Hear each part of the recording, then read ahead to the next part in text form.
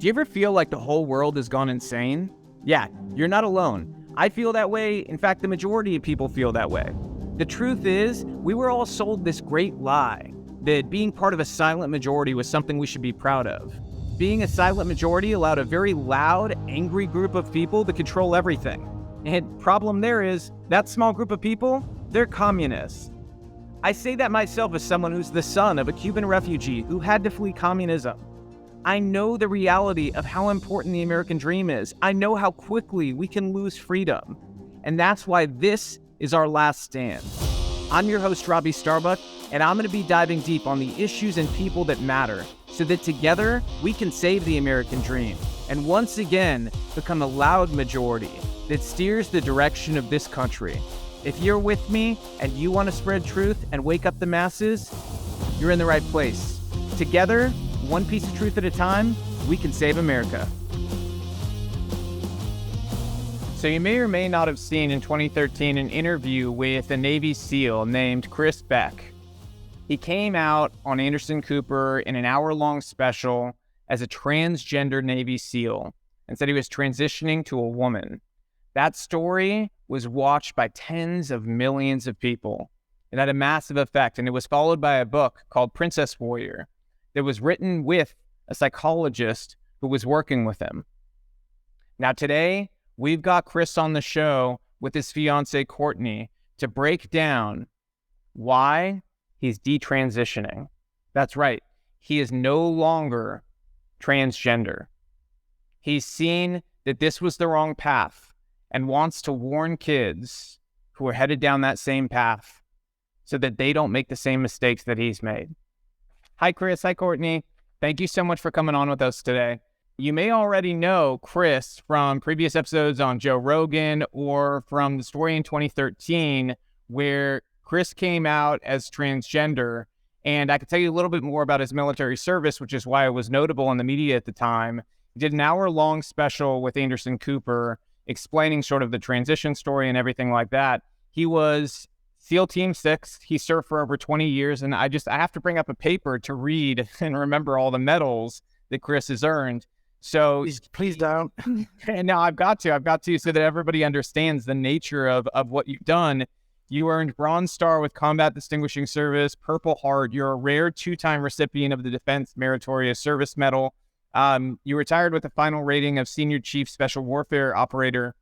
Mm-hmm. And I did a little bit of research on my own and spoke to some SEALs and people who are in the Navy who say that your service actually went beyond what you see in those medals, that you were something of, a really legendary SEAL, that you did some pretty amazing things. That's what I heard from people who served at the same time and after. You did a lot of great things and you displayed the type of bravery that I think people want in warriors. So thank you for your service first before we get into this. But why we're here today is because of everything happening in America with this transition craze that's going on with kids. You have something that you want to tell the world. What is that? So the word you used just then, craze, I think a lot of people are probably offended by that, but they should be. There was a time when transgender, like what I thought I was, and I'm going to go into a lot of that. So remember that. It was not easy. It was like difficult. You had to go through a lot. You also saw like what was happening in society. You're like, I don't want to do that. Nobody wanted to do that. It wasn't something that you lose your job, you lose your friends. I was making $200,000 a year before I came out. I had a great job. I had all my friends. I had a life. Right now, it's like about 1% in those days. It was a real low number. And now it's upwards of what, 20%? I mean, nobody knows, but that kind of a jump. It was like this really long line, and then boom, it just jumps up. What happened? And that's what I'm asking. And now there's like, thousands of gender clinics being put up all over America. I think if you had one gender clinic in per state, that would be a lot, because there's so few amount of people. Now what's happening is somehow this became popular or something happened. I don't know. There's kids right now who are teenagers. There's 13-year-olds right now. These girls who possibly being bullied, possibly anxiety, depression, adjustment disorder, eating disorder. There's a whole bunch of things that could be happening in these young people's lives. But as soon as they go in and see a psychologist, and this happened to me too, so it's personal knowledge, They go in to see a psychologist and they start talking about their past. They start talking about, and I talked about it, about some sexuality stuff. I talked about, hey, I put on, my sister's clothes when I was a kid, and I do some of it now, and it makes me feel better. I just can relax. I just go, it like takes a weight off my shoulders. What does it take off, like the masculine weight or something? It's really heavy, but there's so many things we have to unpack here. Now imagine you're 13 years old and going through all this. That's the problem. There's too many other things we have to go through to get there. As soon as they go in and say, I'm a tomboy, I like to do this, and it makes me feel comfortable, they give all their reasons why, and then psychiatrist says, oh, you're transgender. And then the next day you're on hormones? And the hormones they're using are the same hormones they used to use for medical castration. It was like a chemical castration for pedophiles. Now they're giving this to healthy 13-year-olds. Does this seem right? And this is what I'm trying to tell America to wake up. If you have children right now, they're in schools right now, and whatever's happening, a lot of people are on board with it. There's actors, there's athletes, there's everybody saying being transgender is great because you have a better life and you're not going to commit suicide because of these surgeries. Now, the fact is, if you check out a country that's been doing this for a long time, Sweden has some data. And now these children that did this really young, they're getting older now. And what's happening to them now? What's the suicide rate? What's happening to them now, and what are they looking at in their life? I look back on my life and I see how I destroyed everything in my life that was holy. The temple of God, our body, is what we have here. I mean, there's so many things I want to go into. How does a 13-year-old do this? How does a 13-year-old speaking to an adult, a psychologist, a PhD, and they're going to have a fair break? They're going to have a chance at even saying, well, it was actually depression. I was just super depressed because I was getting bullied every day because my haircut is, if whatever reason. There's so many reasons. And this is what we have to really look at, and nobody's talking about this. Now, I appreciate Robby is asking the hard questions, and if you look at his Instagram, look at what he's been doing. He's been like really lighting his stuff on fire, and I love that. But at the same time, a lot of people are going to be fighting against Robby because automatically going to say Christian conservatives, this and that, and then they're going to put up a wall because of politics. This is not political. This is not religious. This is health, physical health. This is mental health, the well-being of our children. So do not make this religious and do not make this political. It's not either one of those. Now, religion does come into this, morality comes into it. A lot of other things can come into it because it does apply in a lot of instances. Now, a lot to unpack here. I'm telling you right now, I am not transgender. And everything you're doing to these children right now, I am not that. I'm probably something else, and I don't know what it is. This is what we need to talk about. The fact that a 50-something-year-old can sit in front of you and tell you whatever happened to me as a kid and how I grew up, and then whatever sexuality and whatever happened to me. Everyone suffers. Everyone has things that happen to them. It's normal. It's life. And what happened to me should not be an excuse for a psychologist to push their agenda. And that's what's happening. We all suffer. I should have figured it out. I wish I had someone that would have helped me, and I would have seen a lot of trauma. I would have seen isolation. I would have seen depression, anxiety. I would have seen some adjustment disorder. I did all this after I got out of the military. 20 years in the military, I had some trauma, And now I'm walking into a psychologist's office, and one day I had a letter in my hand saying I was transgender, and I was authorized hormones. I was authorized all this other stuff. So I want to press in on that. I want to press in on that point so that people totally understand what you just said. When you went to the VA, how long did it take before they put you on hormones? How many meetings did you have? How many appointments did you have before they said, here's some hormones, go change your gender? One meeting. And how long was that meeting? An hour, because I don't think they ever do an hour because they charge by the hour, and it's all about money. 1 hour is all it took for somebody, an adult who's supposed to be in a position of power, to help make somebody healthy, to hand over life-changing hormones that'll alter your biology forever. I mean, it'll never go back to the place that it was, even though you're now today no longer on hormones. That's big news for the people who have kind of followed your story throughout the years. You are not on hormones anymore, correct? Oh, I've been off hormones probably for 7 years, longer. I was only did that for a little while, and then I saw thyroid problems, and then I saw a lot of other issues, and I was like, this is really messing me up. I just, whatever was going on, it was causing so many effects in my entire body. Hormones are system wide. It's not just like in a sex organ. Hormones are our entire body. It regulates everything. So I had so much going wrong in my system when I started taking those, and who knows why. I mean, and that's the thing. Every human being is different. We're all chemically, everything about us is different and beautiful, right? And so when you start putting chemicals in you that are totally man-made chemicals, they're all synthetic, and they're also disrupting the entire system, and especially because it's basic chemical castration, I did it for a little while, and I was like, yeah, this is terrible. And so I stopped. Some of that was paid for by the VA, and I'm sorry to the American people that I did that, They used you as propaganda, into the hormones by putting it. If you look up your name right now and you read the news stories, I'd say the majority mention you going on hormones. A lot of them that I read did. And that was used as propaganda for the normalization of very quick hormone treatment, and that this is, healthcare, and it was so necessary and things along those lines. So I have a question for you. I mean, obviously you have a problem with that in terms of how it's been normalized and now pushed on children. That's what I'm hearing from you. But how do you feel, and this is sort of a separate question, then I'm going to flip it over to Landon. I want to go back to the normalize real quick, though, because that's really important. The normalize is, it's a really weird word to use, and they're going to use it against you. And they're going to make it like, it's not normalization because we are normal. We're normal human beings. This is normal. And so what it is like, it's whatever. If it's normal, if it's chemical, if it's whatever, psychological, whatever's going on, if everything that happened to me is normal, then fine, let it. But the thing is if you're in grade schools, you're in high schools, you're in there, and you're publicizing and you're promoting it, that's when it starts becoming wrong. So if there are transgender people out there, and we find in the future, if they start studying us enough, they have enough evidence-based, which right now it's not evidence-based, it's feeling-based.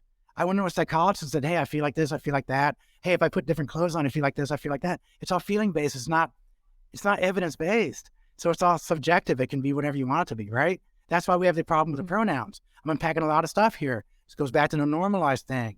If this does turn out to be a human condition that we all could face, and the numbers are 1% of the population, then so be it. But I want to see it in evidence. And then I'll support that 1% because it's evidence-based, it's medical, it's this or it's that. But right now it's based on like Alfred Kinsey. It's based on a whole bunch of stuff that's some really weird science. And please look up that name. He's basically the father of transgenderism. He's one of the big people that really did that. Who is that guy? How did he do this? How did he come to conclusions? And you'll be sickened. It's disgusting. This is how it became normalized, was because of a whole bunch of bad science and how they started thinking it was normal. Now, if you start doing some real science, we start really getting evidence-based, and it's not just feelings, then yeah. But it's so popular, that's what you're saying normal. It's not normalized, it's becoming popular, I think is what, and they can't use that against us because it's popular. You walk around, how many rainbow flags do you find in every grade school classroom? Almost every one, right? How many corporations during Pride, during June, they fly rainbows, they do it? There is full support. There is popularization, there is propaganda, there is pushing it. These parades are out of the hand. So it's not being normalized, it's being popularized. And that's where you really need to make that distinction. That's a great way to say it. I think that's absolutely how to describe what's happening. Is it's creating popular culture built around these ideas, and popular culture builds this sort of reality of how you gain acceptance in society. And I think a lot of young people are latching on so that they can be accepted within popular culture. And I think that's exactly right. And in a lot of ways, it sort of lines up with psychological operations, which you know about from being a SEAL.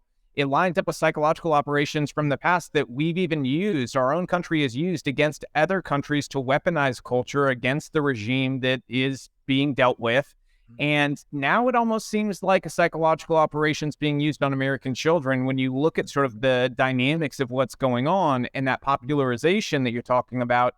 It's led to this dangerous moment where you've got cases of schools in places like California where the majority of students identify as some form of LGBTQ. That's obviously not in alignment with the entirety of human history.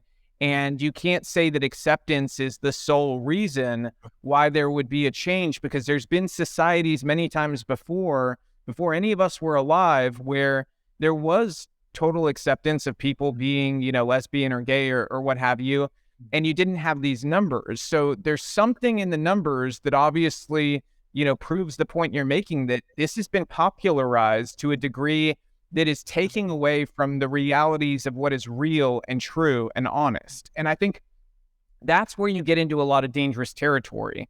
And it's why we've gotten to this moment now where you've got, 15-year-olds having their breasts cut off in mastectomies, and they don't know how they're going to feel at 25, 30 years old when their brain is fully developed. And again, that's science. We're talking about science here, not about, what is Christian and moral and good, in my opinion. My opinion religiously, frankly, doesn't matter in this context. Exactly. It's about the science of this by itself. We're talking about a child without a fully developed brain.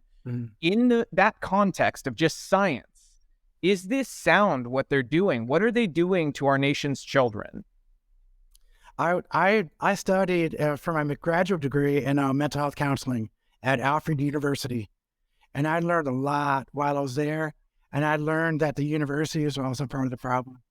There's a lot going on in universities when they're teaching, counselors and psychologists, and this is part of the curriculum, where this is being taught, where it's being popularized in the university systems for the people who are going to be the counselors. And I sat in those classes and I heard what they're saying. Now, me sitting in there, they wanted me to keep talking, but they wanted me to give my examples, but I was like, no, and I would have almost been like, well, no, that's not true. That's not, and it was just so bad. And then when it really came to a head at Alfred was, I was in multicultural counseling class. And so this is going through each culture and talking about each culture and how it's specific and how it affects you as a counselor and who you are culturally.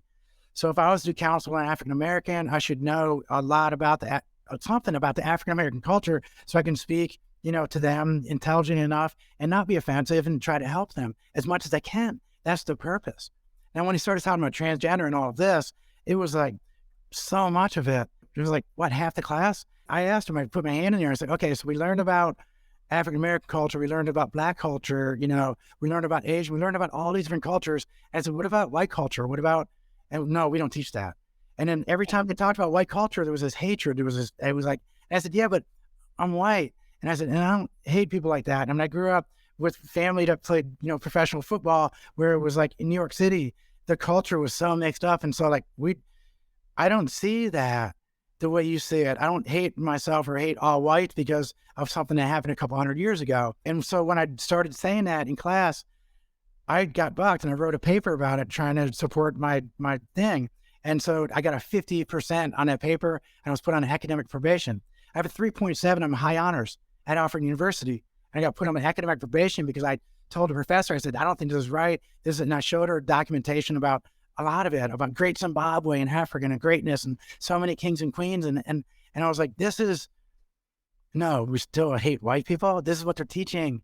And they're teaching it all about that. Hatred is also being taught the opposite direction about the acceptance and the over-acceptance and over-popularization of being transgender or LGBT. They're down there giving me all these awards just for showing up.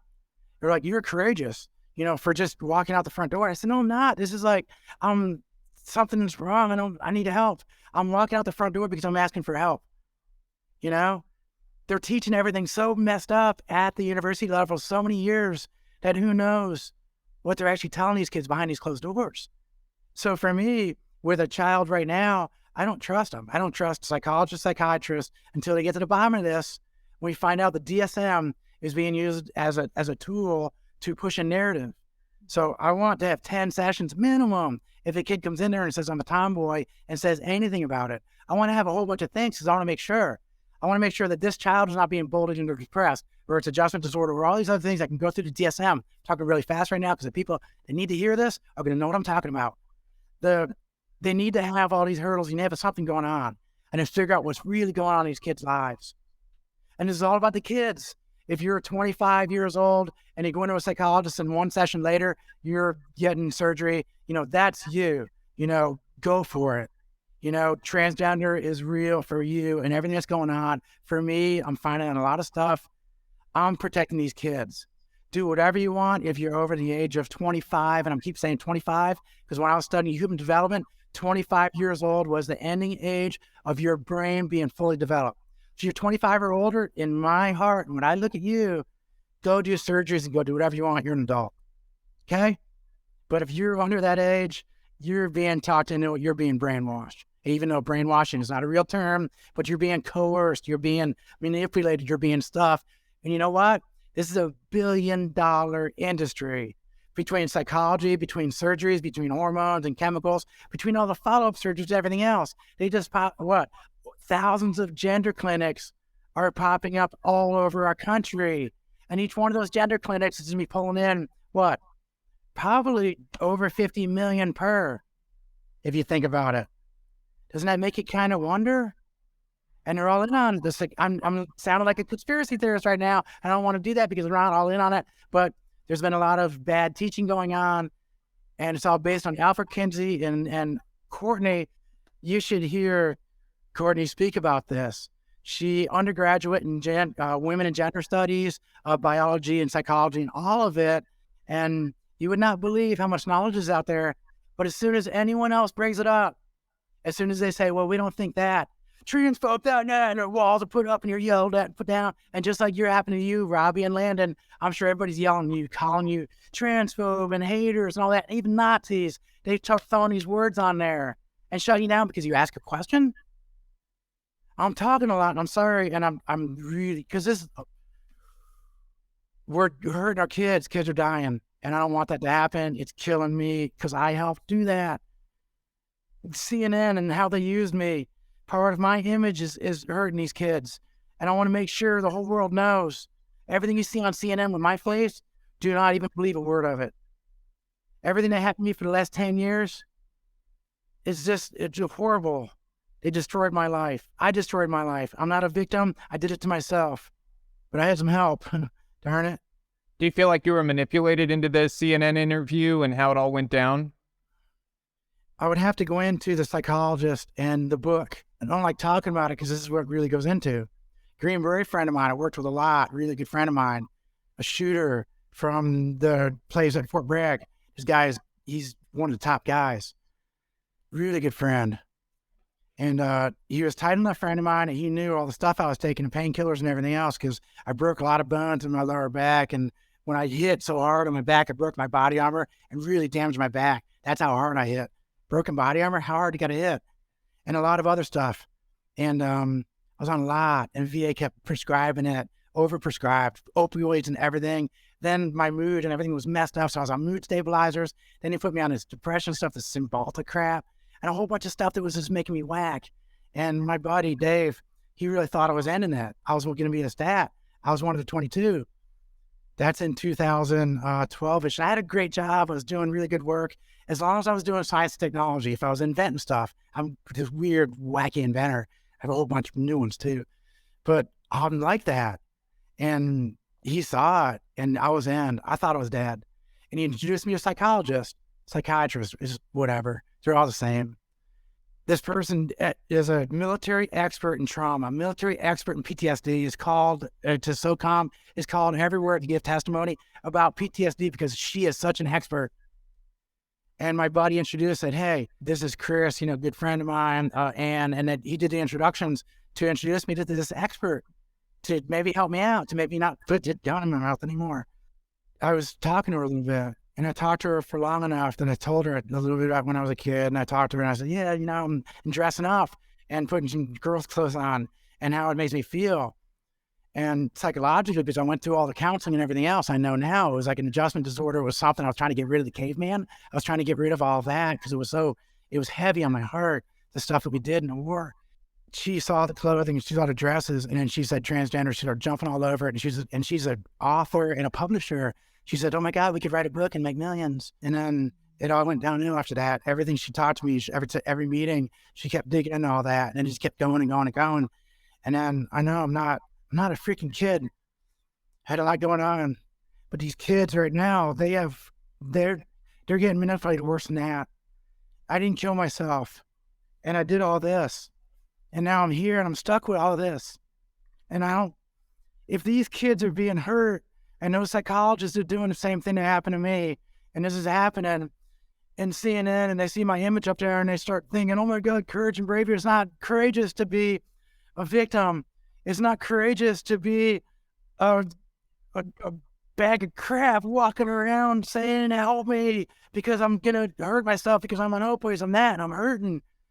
And so I'm walking around and I'm getting love bombed. So I got love bombed by CNN. I got love bombed by her in the beginning. And then she was like, oh my God, this is great. We're going to be millionaires. And then it was the psychologist and that. And then can you imagine that every time you go out the door and then you know something's wrong and I'm still really messed up, and then everybody's hugging you and giving you praise and saying, here, take this back.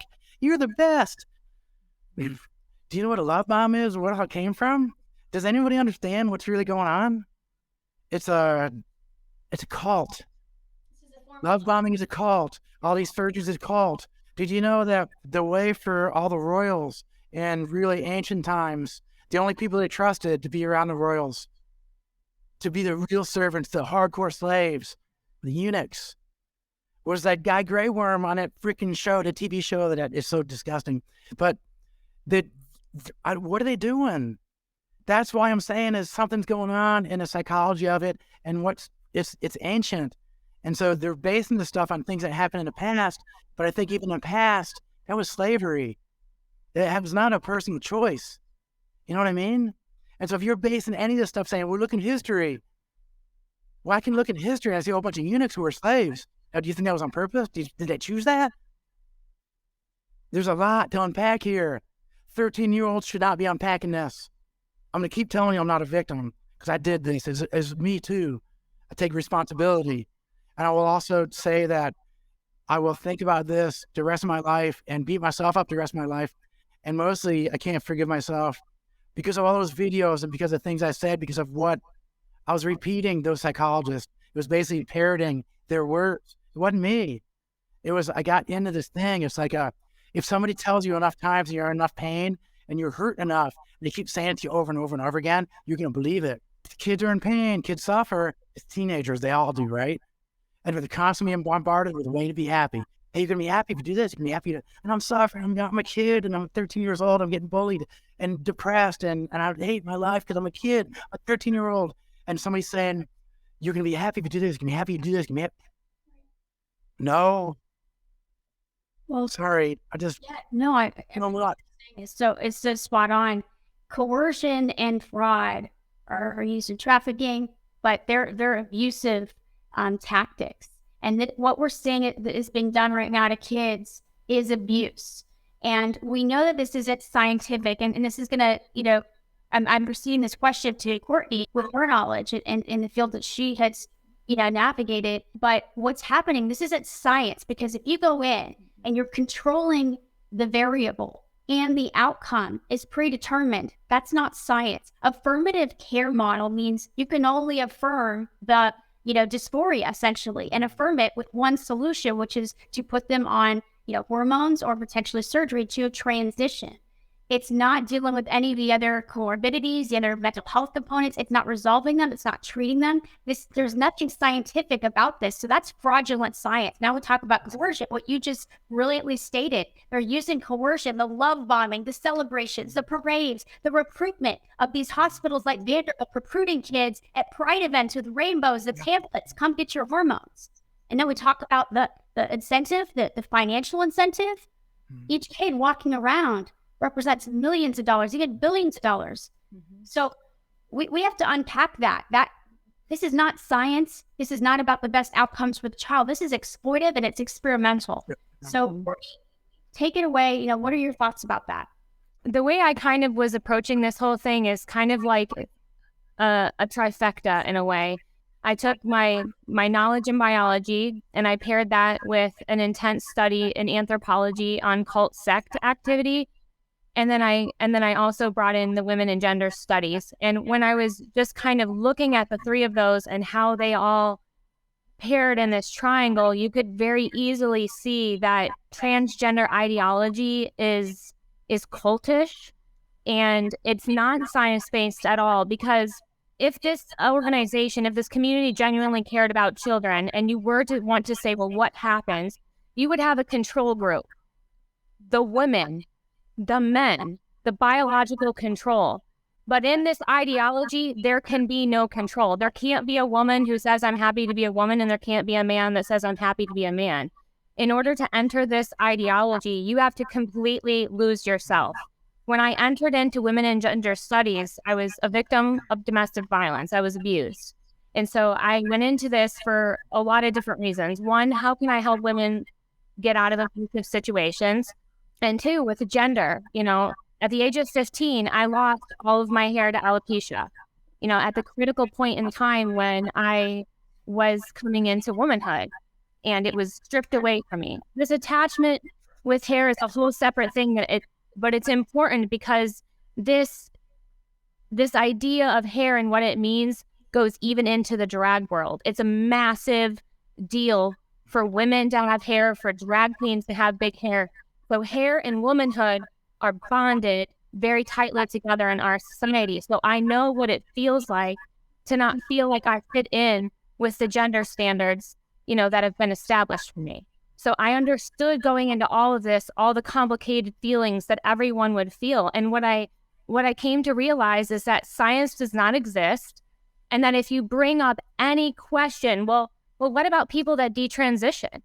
Or what about you're teaching me gender is fluid? If you're teaching in women and gender studies that gender is fluid, why would you then be advocating for permanent changes to someone's gender?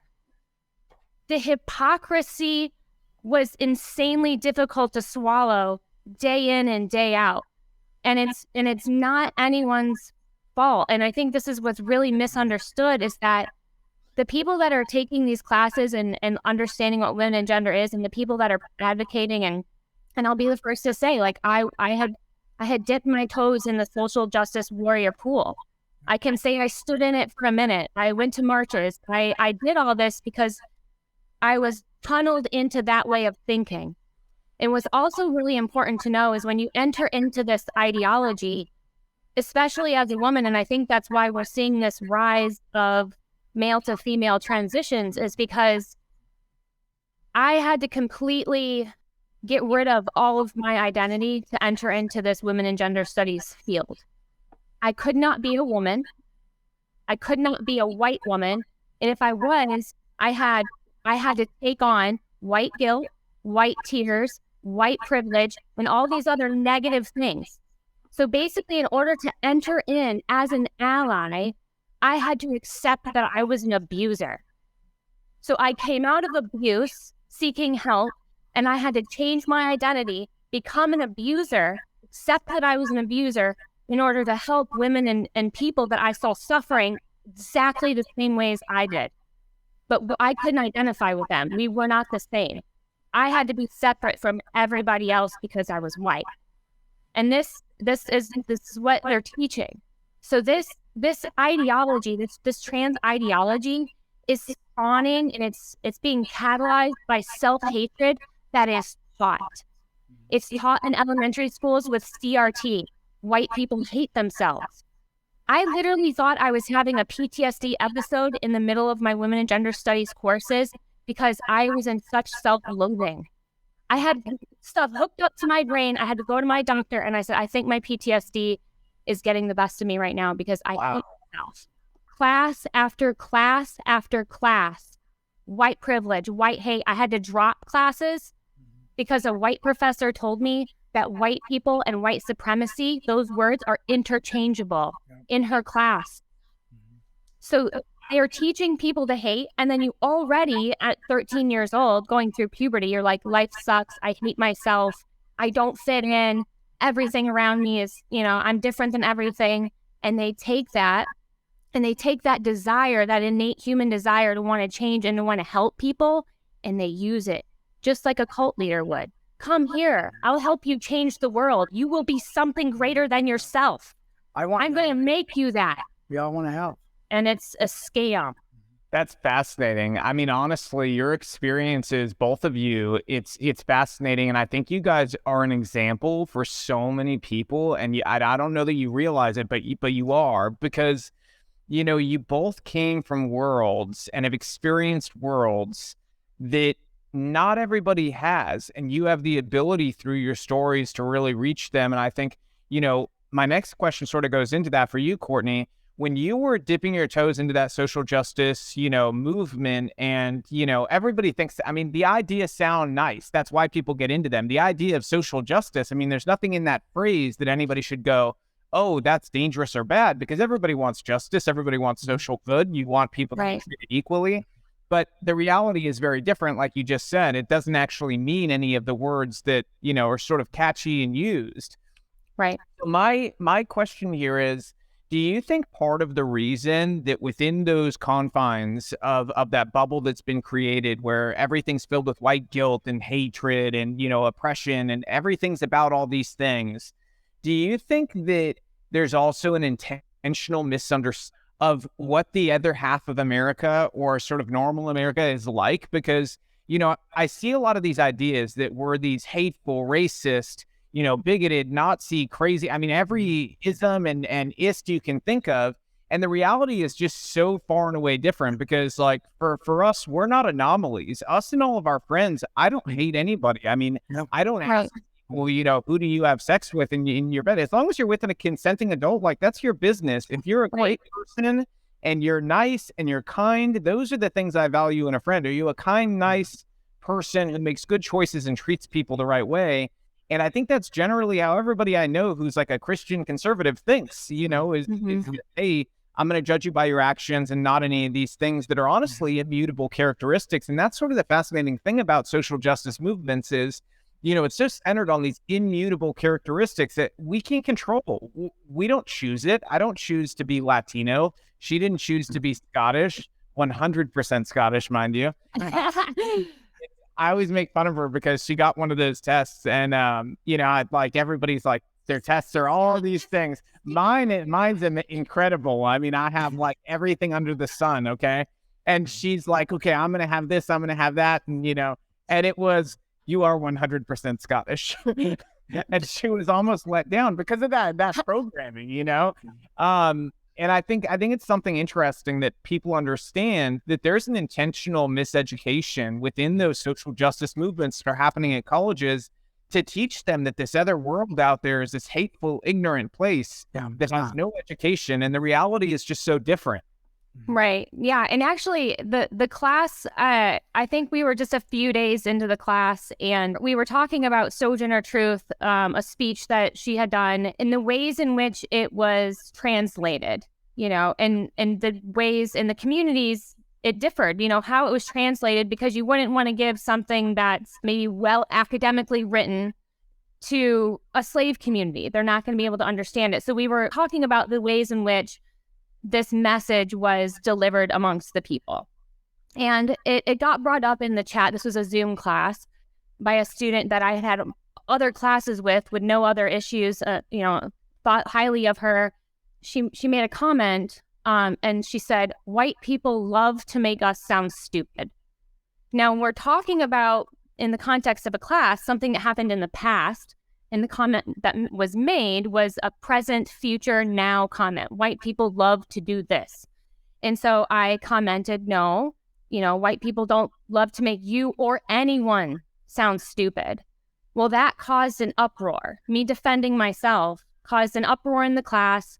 So the next class meeting, the professor apologized to the rest of the class, essentially for my behavior, and for her even acknowledging the fact that I had a problem with this interchangeable term of white people and white supremacy. And that's when she made it very clear to the class that the terms white people and white supremacy were interchangeable. I was floored, dumbfounded, just in shock. Like, I just could not. And I thought to myself, I grew up in Ohio, where in elementary school, part of our field trips were to go to the homes of people who had provided spaces for the Underground Railroad. Big, huge houses. They weren't Black Americans that were owning these big, huge houses. They were white people that were risking their lives, their familyhood to house these people and get them to safety. And I thought, do those people not exist? Were they awful? Is everyone, like everything in those academics, no good white person can exist unless they are queer and advocating for minority rights. They poisoned everything. I mean, they poisoned everything good and moral that built the country. You know, the people who stood up and you know, abolitionists who were white, who put their lives on the line and literally died in the act of saving people with another skin color because they understood that what was happening was wrong. Those people's descendants are now treated as if they were slave owners themselves. 100%. And that's, you know, the toxic reality of what has grown from the social justice movements. And I think the more people understand this from voices who have been a part of it and experienced it, honestly, I would encourage you, Courtney, to do a whole podcast series on these issues about deconstructing what you were taught versus what reality is, to open the eyes to people who are in that social justice movement, because there is very few people doing anything along those lines to go and open up sort of hearts and minds. And I think you have the capacity to totally do that, because this is like a fascinating subject totally on its own, just getting into this stuff, because the ills and the dangers and the harms being done by that ideology in itself is interconnected with what happened to these kids that we've been talking about who have been put on hormones and everything else, because they're also being poisoned with this other ideology. It's all connected. It's all connected. It's all connected. Well, that's why we got to talk about it on the same show, is because it is all connected. Every bit of this. One of the major connections that's made in this ideology, that white people, that term white people also is attached to straight people. Yep. Yeah. That's the connecting piece. So if you're white straight black and man, straight, good luck. I mean, you will have to destroy your self-identity, take on a completely new one, question your sexuality, and do all of this. This is slightly off topic, but I'm curious what you think about it. So, you know, I'm Latino, and my family came from another country. They're immigrants, but I'm guilty of wrongthink because of my politics. And so what's happened over the past like 2-3 years is Latinos have had this massive shift away from the Democratic Party. I mean, massive. It'll be the whole story of the 2022 midterms, is how many Latinos go and turn out and vote Republican after voting Democrat for decades and decades and decades. And what's happened in conjunction with that is the media now refers to Latinos as white people. And it's kind of funny. I mean, it's honestly, I have to laugh at it, because my whole life I'm told by Democrats and the left and the media that, you know, you're treated differently if you're Latino and you're discriminated against. And I'm like, I'm sorry, but my life experience has been that even my mom, you know, couldn't speak English when she came to this country. She was never treated in any sort of racist way by American citizens ever. You know, in fact, the only people who I've ever heard racism from the lips of them to directed at me or my family have been from prominent Democrats. And so that irony of now we're white people, can you explain that and break that down for me, how that works in the social justice hierarchy? I don't know if I can really fully explain that, but I'll give you a really funny story. So, and it's slightly embarrassing, but here we are. So I served 12 years in the military, dedicated patriot. I love America. Did some tours overseas. I had never voted. I, honest to God, could not tell you. There's 4 terms: liberal, Democrat, conservative, Republican. I knew they existed. Which ones went together was beyond me. So I'm in women and gender studies, and it's like this push to vote. You know, there's this, I will say that I think that the Democratic voters do push a little bit harder to vote than the conservatives. So maybe that's something that needs to be addressed, because the push to vote was extreme, and it's 2020 election. I've never voted on anything, nothing. So I registered to vote. I had a lot of questions. Things had started to kind of unwire, I would say. There were a couple of online accounts that I had found. Officer Tatum was one of the first ones that was kind of like, he's good. He does not fit the narrative that I am being forced to make, like he is. So let me listen to what he says. And I started finding accounts that really were confusing. I think that there was maybe Brokeback Patriot, a conservative gay account. I was like, what is this? These people exist? Because in that ideology, they don't exist. They're not talked about. They cannot exist, because if they exist, it totally breaks the bubble. Yep. So with all this push to vote, I simply went on and did the couple hours, went down the candidates, went down every policy, and I just did check marks. And when it got down to it, I mean, there was obviously topics that I think most Americans are a little touchy about, where it's not like clear one way or the other, where you're like, this needs to be discussed. And so I kind of put those off to the side. But when it came down to it, I was more conservative. Yeah. And so going back into my classes where they're all like, are you going to vote? Like, and so excited, I felt like a fraud. Like I was like, oh my gosh, like I cannot face these people. I'm not them. And they're going to see it and they're going to sniff me out. And I know how that us them works, and othering when you're not part of it, and it's vicious.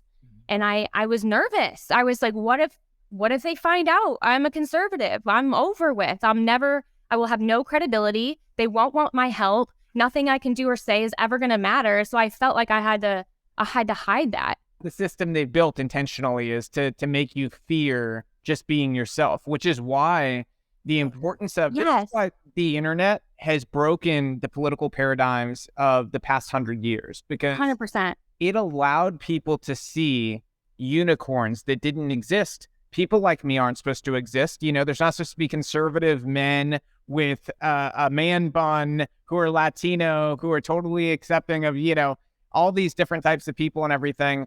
It's not supposed to exist, but we do exist. People like Officer Tatum exist. People like Candace Owens exist. People like Brokeback Patriot exist. It's real. This is an ideology that goes much further. It's almost the way I've described it, the way you've described it really well. It's like there's like this innate sense of morality that leads you towards certain beliefs, and you can't deny that. No matter what other peripheral identity you've been given, whether it be you're Latino, you're Black, or whatever it is, you can't deny that innate morality. Both groups of people, both the left and the right, have that innate pull within them to save people. Mm-hmm. It's not that the left is full of bad people. In my experience, the people that are in there that encompass these studies that end up voting democratically are sad. They're depressed. They're sad. They need love. I mean, I can't even tell you in all of those classes how many sad people were in there. And it's not that they're thinking in their minds, I'm going to push transgenderism to ruin the world. I mean, in their minds, they've been so convinced into thinking that their life means nothing, but at least they can save someone else's. Yeah. That's this. It's a tribe of really genuinely good people who are being led in the way wrong direction. And they're so filled with fear about the others that they're unwilling to take in any valid information. And then cognitive dissonance comes into play, where they're just like, no, I don't trust you. I'm not going to take in the facts. And it's going to take long hours and sitting with people and getting into people's hearts and saying, hey, we're the same. I'm you might not look at me the same as you, but I am the same. Like, I know what it feels like to feel like you, whether you think I do or not. Most of this ideology lives in what they think about others versus how others are actually treating them. It's how is someone going to treat me, and versus how is someone treating me right now. Or if someone treats them good, it's like, well, they want something. They're being fake. That's white tears. That doesn't mean anything. And so even if you are genuinely good, they don't want to see it. It's a really hard shell of pain that is around the majority of those people that's we're now seeing come out in surgeries. Like, they're so desperate that they're cutting themselves. And the parents are so desperate to fit in with this ideology because of the fear of the us, them. They don't want to be othered. So now they're using the children as these trophies of like, look at me. I'm such a great ally. I have a child that I'm accepting of. And it's a nightmare. So many parallels as you're talking, and this, surviving domestic abuse and I know this worked with survivors. It's so striking to me. It's the same tactics, Identical. deceiving you, and you have an enemy that isn't real. But the thing that you highlighted here is that essentially these people are vulnerable people being exploited, and they don't even recognize if they're on victimhood. They don't even recognize survival mode. Their brain is in a traumatic state. They've had their entire identity deconstructed. They don't know who they are. They don't like who they are. And so what is the solution? The solution is to adopt a new identity. And the transgender movement or agenda is not actually about gender dysphoria or resolving it. It's not. It's about, and this is what I was going to ask you about, Chris. And maybe I'm reading too deep into this, so you could tell me if I'm wrong, but in some way is the lifeline of you can change your identity, a way to kill your old identity, suicide, and still Survive. Yeah. And you just come out on the other side. No longer is the oppressor. No longer is the white person. You get to be somebody else, meaningful and powerful and celebrated. I mean, 100%. I mean, everything you said, it all rings true.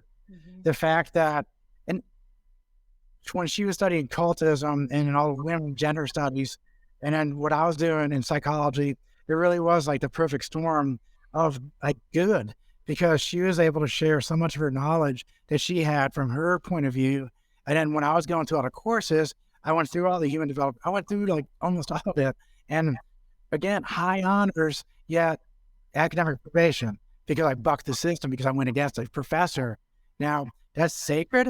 It's like, that's the problem, is that if they think that their narrative is so sacred that you can't even speak out against it, as soon as you say something, you're like out. You're ousted. You're excommunicated. You are a Nazi. And they ramp it up so fast. So after this releases, immediately, well, I think I'm already thrown out of the community, and I've already been ostracized by almost all of it.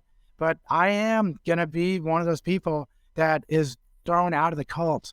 And I don't want to... You'll be accepted you'll be accepted by a much larger group of people who just believe in truth and honor and dignity and, being real. Because that happened with us. It's more of the us against them, which is I'm trying to get rid of. I don't want to be on us or the them. I don't want them to be able to use their narratives and their cults. And I keep saying it over and over again because it really rings true. The tactics they use and how they do it and the entire treatment of all of it is just so, it's bad. I think there's a key word that needs to be highlighted and really focused on. And that word, if you backpedal all of this as far back as you can, what's missing is a sense of family. The children can't go to their parents. Yeah. There's adults who suffer from this who can't go to their parents.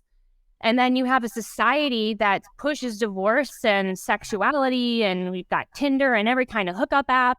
And so all of this, in my opinion, because of the sadness and the depression and the despair and the anxiety, it all boils down to these people, grown and children, do not have a sense of family and love.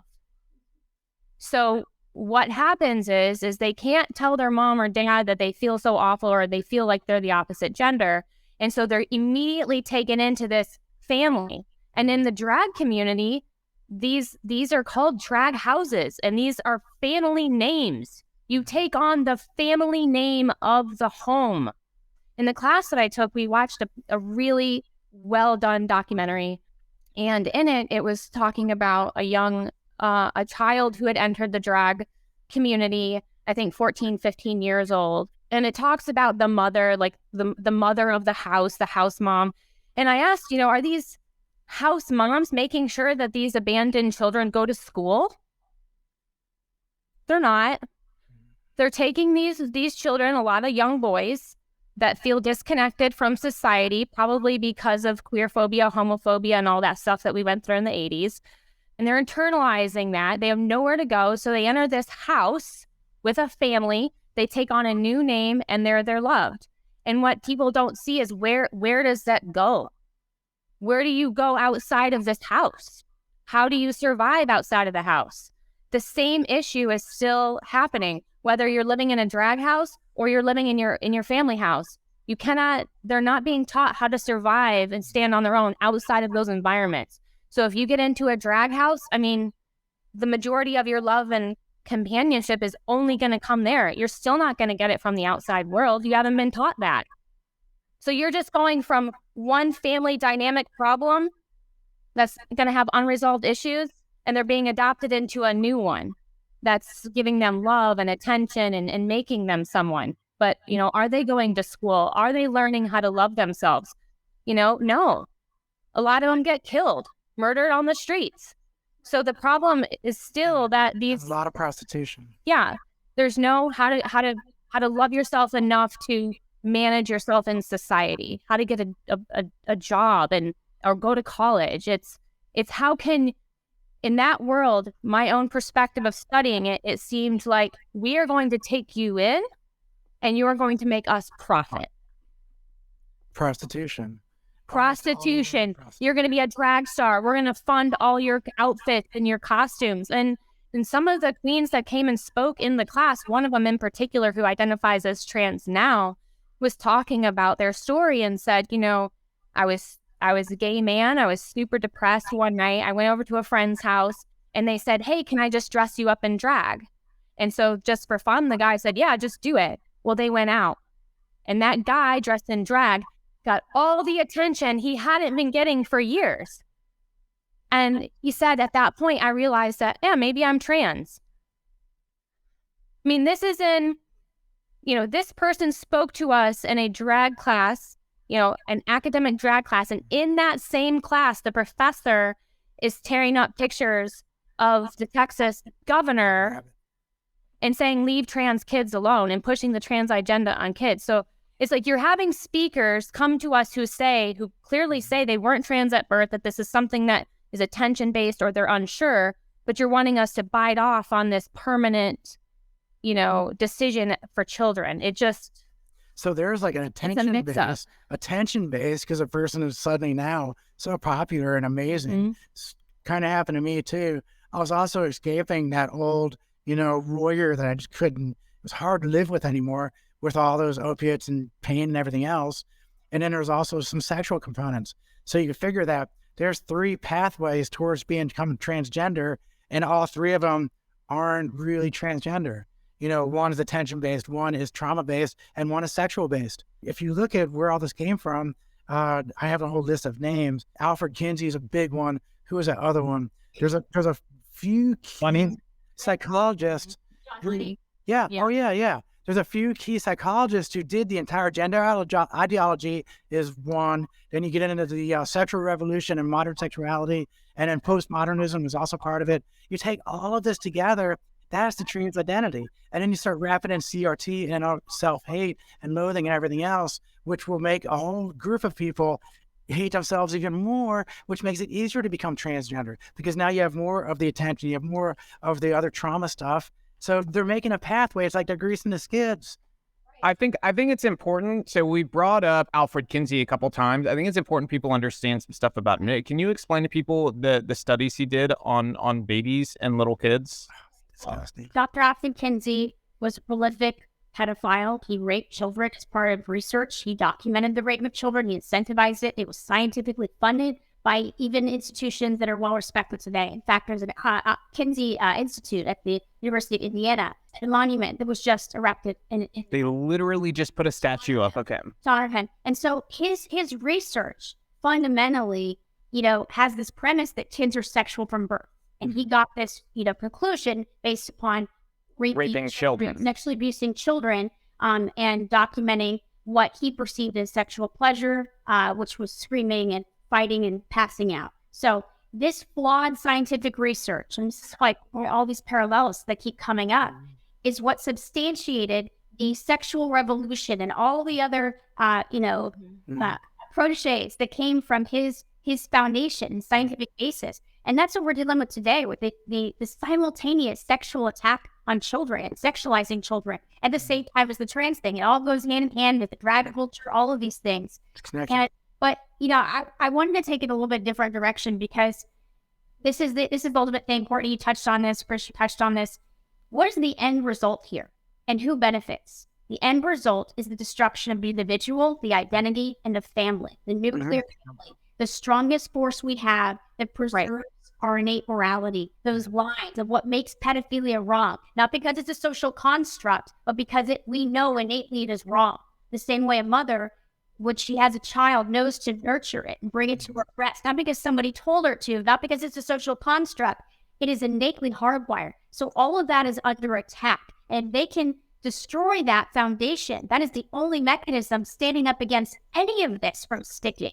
We're the problem.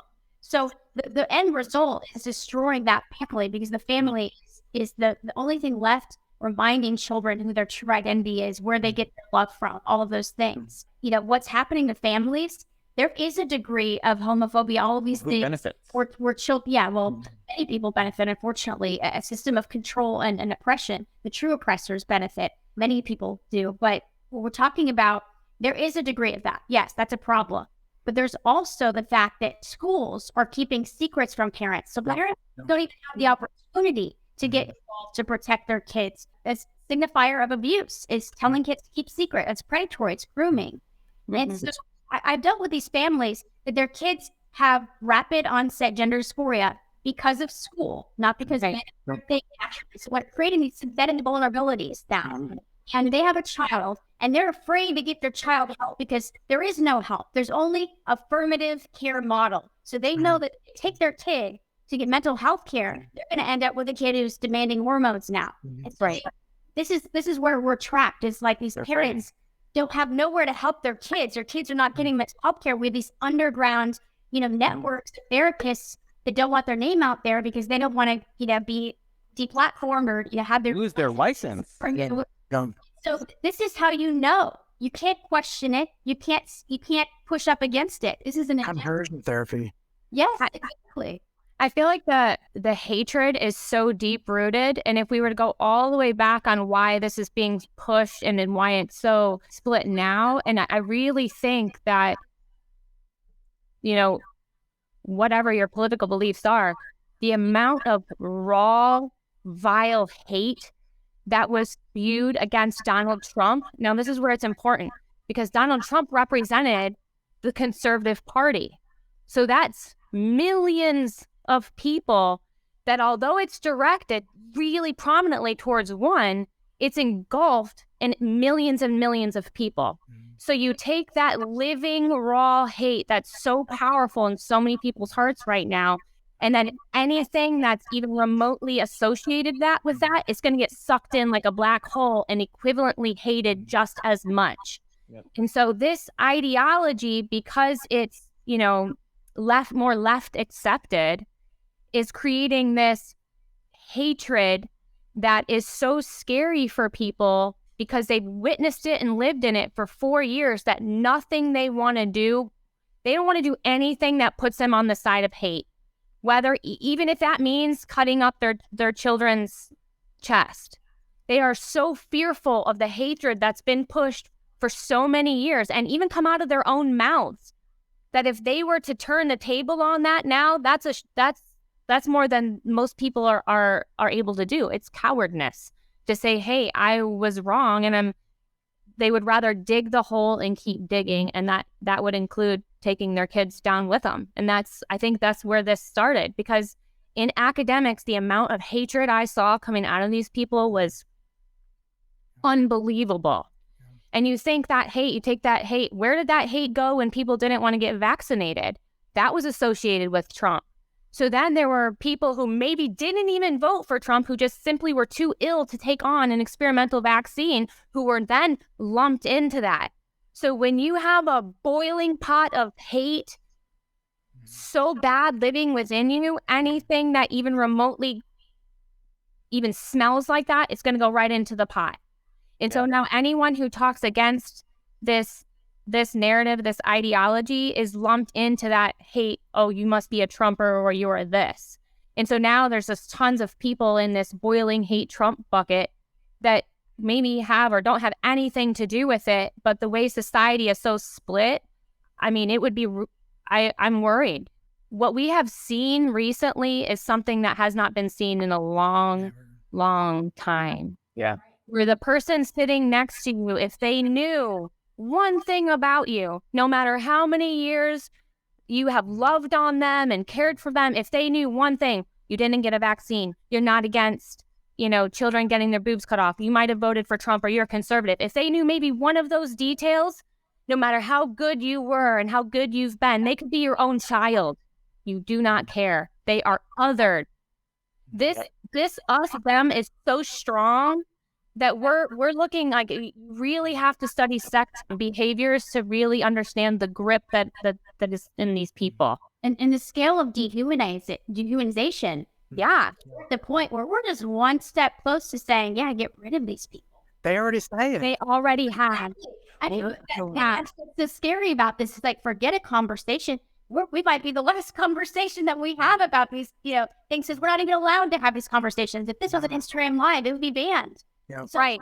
That's the level of desperation we're at. Well, that's the crazy thing is like this whole thing can be packaged for Rumble. People can watch like a long form of it without us fearing it being gone. But like for things like Instagram, Twitter, Facebook, we have to edit this down and condense it into something that is like, hopefully a gateway for people to see the whole thing, because it's important to understand the entirety of this problem. Because, like you guys were getting into, who benefits? And the truth is, the people who benefit from this entire agenda of sexualizing children, destroying the nuclear family, attacking your natural sort of instincts as a woman and as a man, because they're going after those areas too. And it's sort of weird because these are the same people who used to say, oh, don't say that a boy can't play with princess stuff. And then we said, okay, cool. That's fine. Boys can play with whatever. Girls play with whatever. And then they said, oh, that boy's playing with princess stuff. He must be a girl. We need to put him on hormones.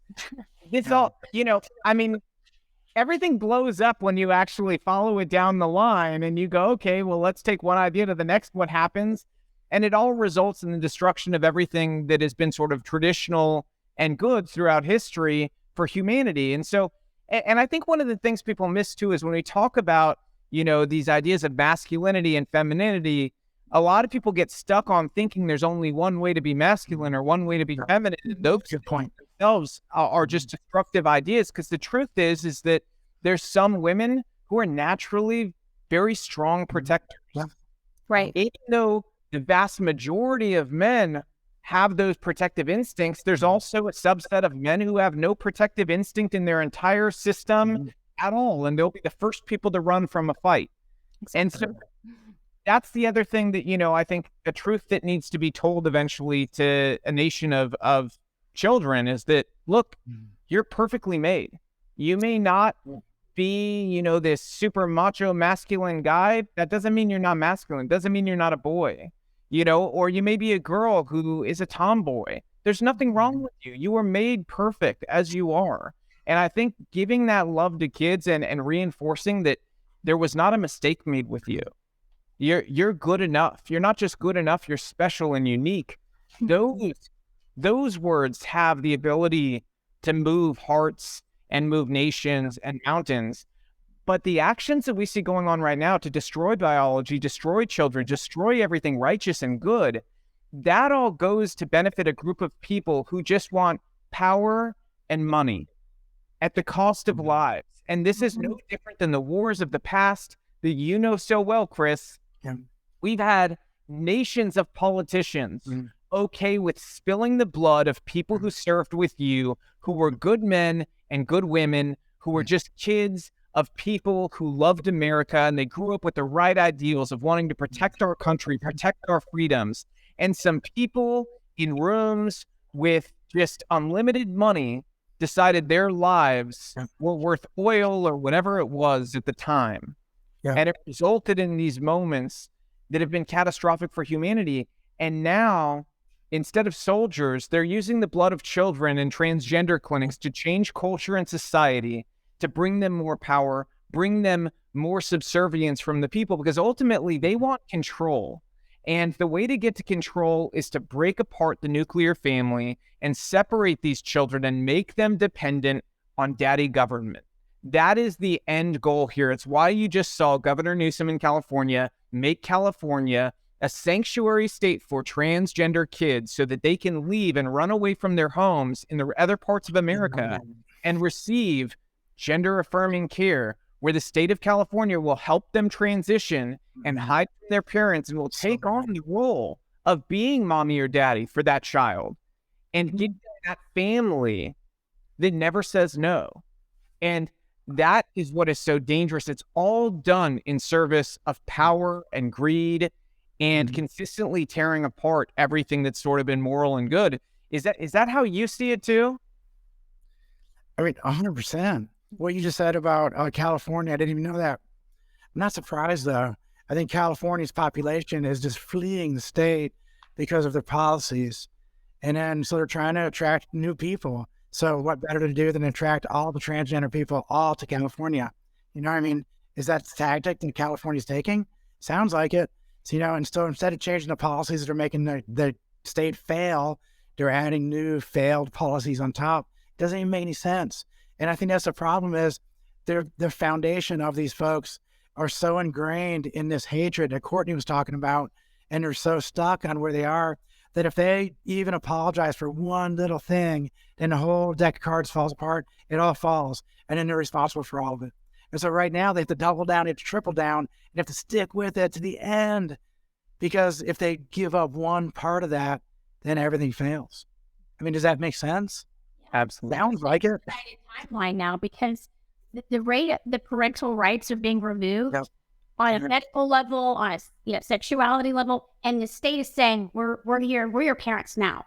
I mean, that we're talking about transfer of wealth, the communism to what's happening and when you have a social revolution or communist revolution, we're talking about the transfer of our most precious commodity, children, from the nuclear family to the state. That's what we're dealing with here on a mass scale. Medical, exploitation is just the mechanism that this is fitting into. This is the convenient thing, because you can convince parents now that they're giving their kids health care and that they're truly doing the loving, moral thing.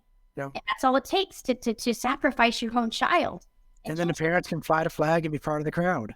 That's right. It makes them happy. You know how many children are going to be exploited and trafficked, being incentivized now to flee their families and their homes, run away to sanctuary cities to get their whatever affirmative care and love bombing awaits them? This is so dangerous. The mechanisms of war, though, haven't changed. If you're going to physical war, you want kids, 18-year-olds. We're only told 18-year-olds are adults because that's what we're told. But look back at when we're 18. Were any of us adults? No. No. We only think 18 is the magic number because that's when the government ends your schooling that they're going to give you. But the government using children for war is not a new concept. I enlisted when I was 20. I was still a child. I didn't know what I was doing. I didn't know I was subjecting my body to a slew of who knows what I was injected. I would have never made those same decisions now. But the same vulnerabilities, the same need for me to change other people's circumstances to not match my own in physical war is the same thing that they're doing in a culture war. They're taking the children who are so desperate to not feel how they feel, and they don't want other people to feel how they feel, and those are the people they're going to recruit, the people that do the fighting for them. And if you're fighting over the culture of our country, you're still going to choose vulnerable children, that are disconnected from their families. It's the exact same thing. Most people that go off to join the military when they're 18 or 19 aren't like this with their families, aren't loving the life that they're in. It's just the scope of war has changed, but the people are still the same. The people that are still fighting. The left are veterans of a different war. They don't know what they're doing. We're adults. We're looking at it from our perspective of, oh, I went through that. I know what you're doing. Please don't do this. But they're going to do it anyways, because in their mind, just like in my mind, when I signed up after 9/11, I thought, I'm going to go kill the bad people and do whatever I can to protect my people and myself. They think they're doing the exact same thing against our own government. Well, and that speaks to another point, what you were saying about everything just boiling to this really dangerous point. They do see this like a terrorist event. Yeah. And that means they see us Yes. as terrorists. That's terrible. Yes. And that's a very, very important point for people to understand. Yeah. We've reached what I think is a breaking point. Mm-hmm. I've said this recently. I've quietly thought it for a long time and didn't want to say it for a number of reasons because there's a lot of dangers involved with it. But I do think we're at such a breaking point that you have to talk about it. I think we are headed towards best case scenario, the balkanization of the United States. Yep. Where we really break into two separate countries, because if this was a relationship, everybody would be saying, you're crazy if you stay in it. This is an abusive relationship. Mm-hmm. You can't agree on anything. You're at each other's throats. You hate each other. You call each other the worst names in the book. Like, this is not healthy for anybody involved. You need to go your separate ways. That's best case scenario.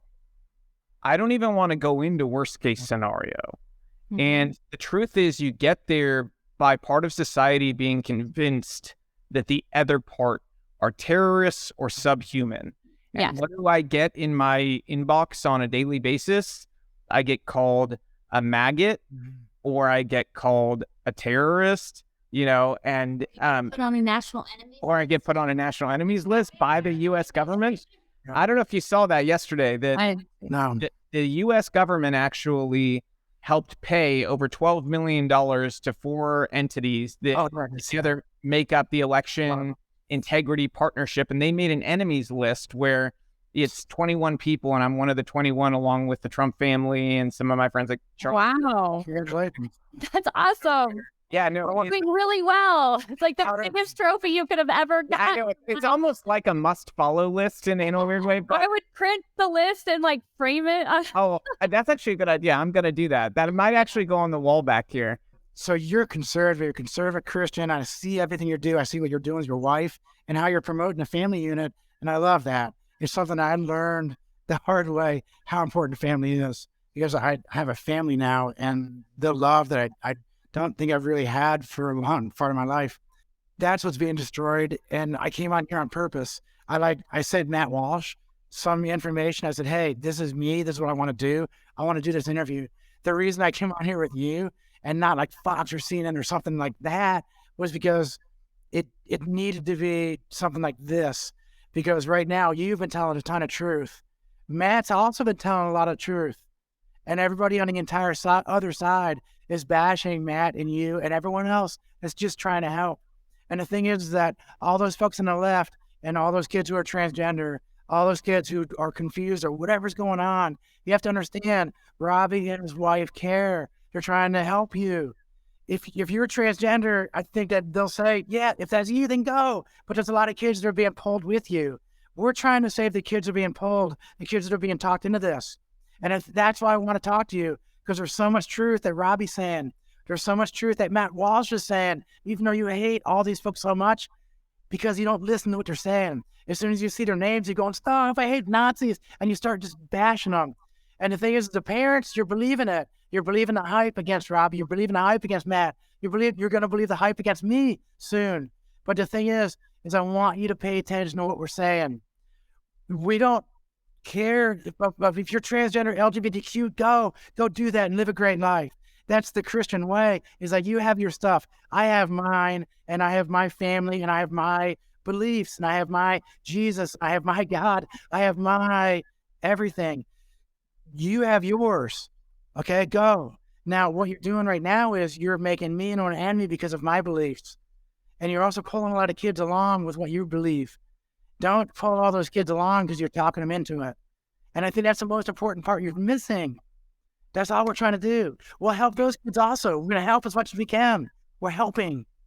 You make an interesting point, and it's something that I've said about the left on a broader term for a long time, is that a lot of this entire picture, it works like a pseudo religion, like a cult. They even have penance they have to pay, and they're supposed to go to these big events, which is almost like a religious ritual, and you're supposed to do these over the top sort of ritualistic things at these protests. You have to submit yourself before it in ways that you really can only compare to religion and somebody submitting themselves before God. And it is interesting that they're using those needs that people have and perverting it into, you have to change yourself to be able to feel whole. And even then, when you look at the numbers of people who commit suicide, even after transition, we're talking about sky-high suicide rates. It's not solving the problem. Does not solve the problem. That's the thing I'm trying to get through to them, because you know what I used to say, and I have to say, like, I feel bad. I used to say this. I used to say, once you're 18, do whatever you want. Yeah. And Courtney, you touched on this a little bit. And you did too, Chris, in a different way when you said 25 and your brain maturity and everything. But Courtney, what you said, people need to hear and take heed. When you said, this is like if you see somebody cutting themselves, would you just say, you're 18, do whatever you want? No, if you see somebody mutilating their body and cutting themselves and causing harm and possibly on the path to killing themselves, like, I think my responsibility as a human being is to step in and say, I care about you. Like, what can we do here to save your life? And it's clearly not this path. It's clearly not this, what we see going on when you can look at the suicide rates and know that even post-transition, you still have these rates. What can we do to solve the real problem? And stop ignoring it and pretending, okay, once you're 18, just do what you want and cut everything off. That's not a real solve to the problem. Now, again, what you said in terms of a legalistic, sort of all holistic government approach, I do think, once you're 25, your brain's fully developed, you should be allowed legally do whatever you want. But again, we can't pretend it's like morally not a problem just because you hit a magic number of 18. Yeah. There's this group therapy. It's called The Schopenhauer Cure. It's a great book. There is so much challenging going on in psychology, in most psychologists, of Schopenhauer especially, and Kant was very challenging. Jordan Peterson is another great philosopher, psychologist. So I've been bashing psychology a lot, and I've been saying how bad it is and all this. I do want to say that there's a lot of great psychologists out there. There's a lot of great psychiatrists out there. And they're the ones like I'm talking about. You have to challenge. And right now, because as soon as you walk in there, you're good. It's the methodology. It's the automatic acceptance. You can't do that. You have to do some challenge. You have to dig in a little bit. You have to figure out what's going on. If you just walk into an office and say to the psychiatrist, you're going to self-diagnose this? Because, wait, I have a doctorate in psychology and I have a 13-year-old walk into my office and a 13-year-old says, I'm transgender. And I'm supposed to just say, yes, you are, and sign papers and give it to him? Now, why do I even have a PhD? Why do I do all the studying? Why do I have all this knowledge so I can help this person? Why aren't they helping? Why do they just come right in and just sign the paperwork? That's what I said. 10 sessions might not be enough, but there has to be a minimum number of sessions. It has to be something challenging. You want people to understand, and you want these children or whoever is suffering to understand, I love and care about you, right? This is something I think about a lot. I love and care about you. And in those classes, I was saying, like, in my mind all the time, you don't have to feel this way. Like, I care about you. But me saying that, you saying that, any person in the world saying that is only gonna go so far, because your words are not gonna repair the wounds that are there. I would have to physically take in those individuals in those classes and care for them as if they are my own for an extended period of time for them to be accepting of love again. Okay, we as a whole, as a society, don't have that much time to nurture and love years on these people. So we say, well, we love and care about you, but we are unable to show that, right? We can't. What they're craving, what they're needing is something that takes a long time to establish. It takes a family that you've had for years that you can always turn on. One person in your life that you've had for a long time. And a lot of people simply don't have that. Our society is so disbanded that even long-term friendships that you've had for 15, 20 years are really rare. Like, if you've had a friend you've had since you were little, you're lucky, So what the world is craving right now is companionship on such a level that we're struggling to provide it in a quick way because we've adapted to everything right now. And we can't give these kids what they need right now in a way that's going to help them right now. So we have to figure out, our love and care, our words, is not enough. So what can we do to show them? And we can fight for them. We can shut these clinics down and we can do this, but it's still, they're seeing that as you're against me. It's still an active against. You and I, as we sit here pouring our love and hearts into this, trying to come up with it, we're still seen as against, you know, because it's, for some reason, our love is not touching them.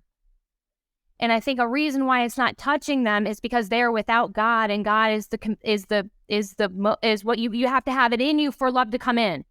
And if it's not there, you know, where is it going? So they've destructed the family. They've taken religion out of this. People can't even turn to God for love and support. We need to find a solution. So what can we do?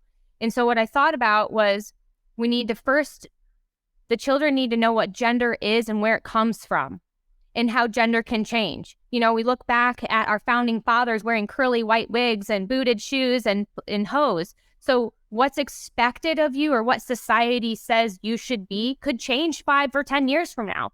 So if you've conformed permanently to this, you know, this idea of what you should be, that might change. Society might change, and society might oust you in 5 years.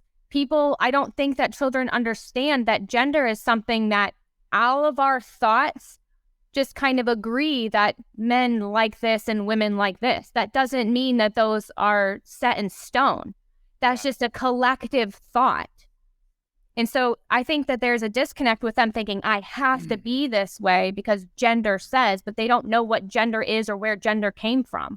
You know, they don't understand it's just society's ideas that could change. You know, or you go to this society and their ideas of gender are totally different. It doesn't have to be something that's, you know, so internalized. And so the problem is like a lack of education. Children don't know what trans means. They don't know what gender means. They don't know the difference between masculine and feminine. They don't know that they can have both. They don't know that they can be one more than the other.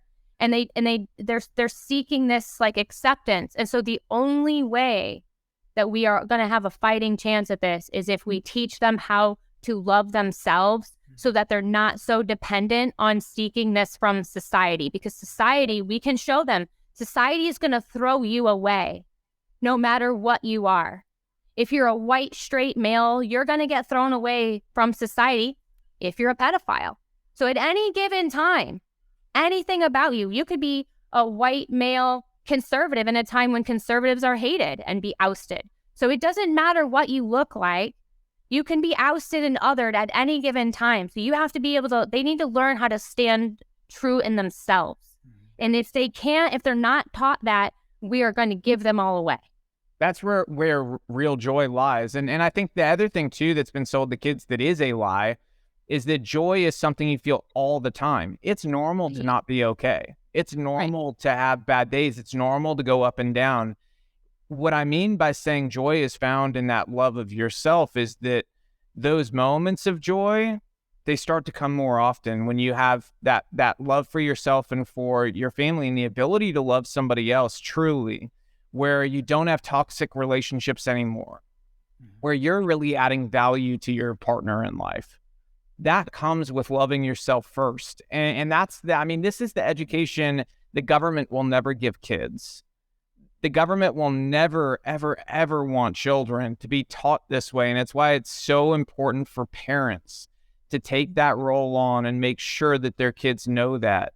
And, you know, I hate to change gears entirely here, but there are some questions I wanted to ask you, Chris. And one of them was, you know, given your experience, given everything you know at this point, this moves on and away from kids into the issue of military and people who are on hormones serving in combat.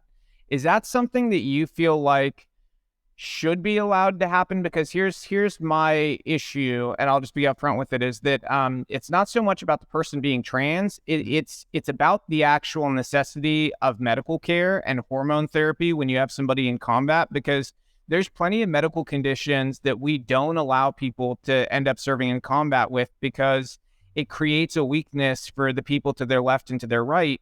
Because if you go into some sort of medical crisis or are unable to get your medicine, and you have severe side effects in battle that affect your ability to think and act and, you know, really be there for the people who you're supposed to be serving alongside with, it creates danger. What do you say to that? Well, I mean, It definitely, I mean, anything that happens that would take away from military readiness is going to be an issue. And that's definitely an issue. If there are medical conditions, if there are, extra anything, it's going to cost the military its readiness. So if you have to make all new bathrooms, you have to do this, you have to have extra surgeries or anything else. And then the thing is there's a lot of complications with these surgeries. And that's the part that they don't really talk about. Yeah. Is that this is such a complicated surgery. It's a super complicated surgery, especially for all the lower stuff. And if you had a phalloplasty, yeah, I mean, you're essentially, when you create a wound too, for the ones that go male to female, when you create a wound that has to be consistently recreated, that's something that in combat becomes very dangerous for everybody else. Yeah. And that's the point I was making too. Yeah. Surgery wise, it's very complicated and there's a lot of complications. So it's a difficult surgery with a lot of complications. That's what you need to consider. And then what you really want to consider is the juice worth the squeeze? If you're only talking about 1% of the population is transgender, which used to be the number, it was like 1 or 2%, whatever it was. It's a really low number. And then think about the military population. The military only takes up 1% of our country. So 1% of the entire population, and 1% of that, it's like infinitesimally small. So you're talking about what, hundreds, thousands, so 1,000 out of millions and millions of people that are in the military. So it just doesn't make any sense. So I look back on what I did in the beginning and I was saying, this is not a big deal. And because I was looking at it in my case, because it all happened after the military, it wasn't a big deal. So I wasn't speaking for the people that were actually in and going through all of the stuff. Now, there's a lot of folks that are in, and they went through all the surgery, went through all the stuff, and there was zero complications. Congratulations, that's great. And you won't have any readiness issues. Nothing's going to be a problem. But you're probably one of very few where there's no other complications. So that's when you start looking at it. Is it really worth it? I don't think it's worth it. Because the military, they don't operate on anomalies. They don't operate on 1 out of 100 had everything work perfectly. It operates on the general idea of what works and what doesn't, because you can't really, frankly, have the time and money spent on going every individual case. Well, did everything work out? How's their care? How's the psychology of this? What's going to happen if they don't have this medicine in battle? So on and so forth. The biggest problem is using my example. Use and say Navy SEAL and all this stuff. It's transgender, so that means anybody. It's like, no. And anybody can do it. You did great in the military. You have all those awards. And you're transgender, so anybody transgender is going to be great. I'm going to do all these awards. But I'm an anomaly. I'm the 1 out of millions because I wasn't like the fully transgender, or maybe it was just a little bit of a sexual thing. Maybe it was just that. It was so minute. And then because of where I was in my life, because of the opioids, because of where I was, it was huge at that time because of where I got pushed because of the opioids and drugs and that. And they were giving me the Cymbalta stuff and all this depression stuff that made everything worse. So I was pushed into a position where my really small little issue got exacerbated and like huge. And then I fell down this huge hole because that's what I thought. I want to bring something up. So you had a book, 2013, called Warrior Princess, U.S. Navy SEAL's Journey to Coming Out Transgender. And this was done with an author who's also a psychologist named Ann Speckard. I want to ask you a question. Had you never had any interaction with this person, had you never met Ann Speckard, would you have ever come out as transgender? I never would have, ever. And so if this psychologist had not sort of pushed you in that direction, this never would have been a story in your life at all. You never would have gone through the terror that you went through with hormones or just questioning who you are and everything else. I mean, you'd have the normal human condition of questioning this and that and the other, but you wouldn't have gone through all of these experiences, right? It was really born of what I would consider medical malpractice. Mm-hmm. Yes, 100%. You read that book. I helped with the book. I mean, I'm one of the authors, but I did like the military stuff, and I didn't know what the stuff was. There's an actual chapter that she didn't put in that it was about drugs and abuse, and it was all about me and my abuse of what I was doing. And I was taking some of those oxys and we were crushing them up because it wasn't working because I was like on them so much, I would crush it up and snort it. How bad are you on the VA pharmaceuticals to do that? And that's when she met me and she said I was just off the hook, and she was talking about the pharmaceuticals I was taking and how crazy I was. she didn't put that chapter in there because it was said, well, maybe there was something else going on. Yeah, maybe there's something else going on here that you didn't delve into. Maybe it's unethical for you as a psychologist to go co-sign something where somebody may be, having an addiction problem or having, some other mental health problem that's being untreated. That first session I sat with a VA psychologist, she was in the room. She brought me there. So it was like riding around in the car, and I can see it now. Like, because I went through the training, I had to go get my own master's degree in mental health to figure out what she did to me. That's what I really did it for. That's another level. That's another level. I didn't know that. Her attending that appointment where you ended up getting prescribed hormones right It gets away. worse. If you hear all of it, it gets worse. That's another level. And I think She took me shopping. She was showing me how to do this, showing me how to do that. I was just like, oh God. We have to create a reality where for doctors, there are consequences for doing that, because that's not ethical and that's not how you care for people. That was a personal agenda, in my view. I think that's plainly clear to anybody. Halfway through writing that book, I realized what was going on, and I started fighting it. I got a lawyer, and I started kind of fighting it. And I said, do not publish. And I was trying to stop everything halfway through this book. And then I didn't know it. She published a book on a day where I didn't know what happened. I had people calling me, hey, you wrote a book. And they're so happy for me and saying, congratulations, the book is out. This is amazing. And I was like, what?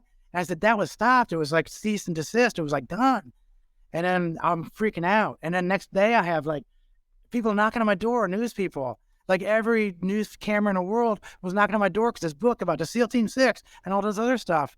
And then CNN starts calling me. Anderson Cooper's calling me on the phone. And so 3 or 4 days after the book was published, I had CNN and Anderson Cooper sitting in my house. In my house, Anderson Cooper, 3 days after that book. That was all like, I was like, And then by that time, after Anderson Cooper, I'm cooked. Did CNN and Anderson Cooper exploit you to sell a narrative to America?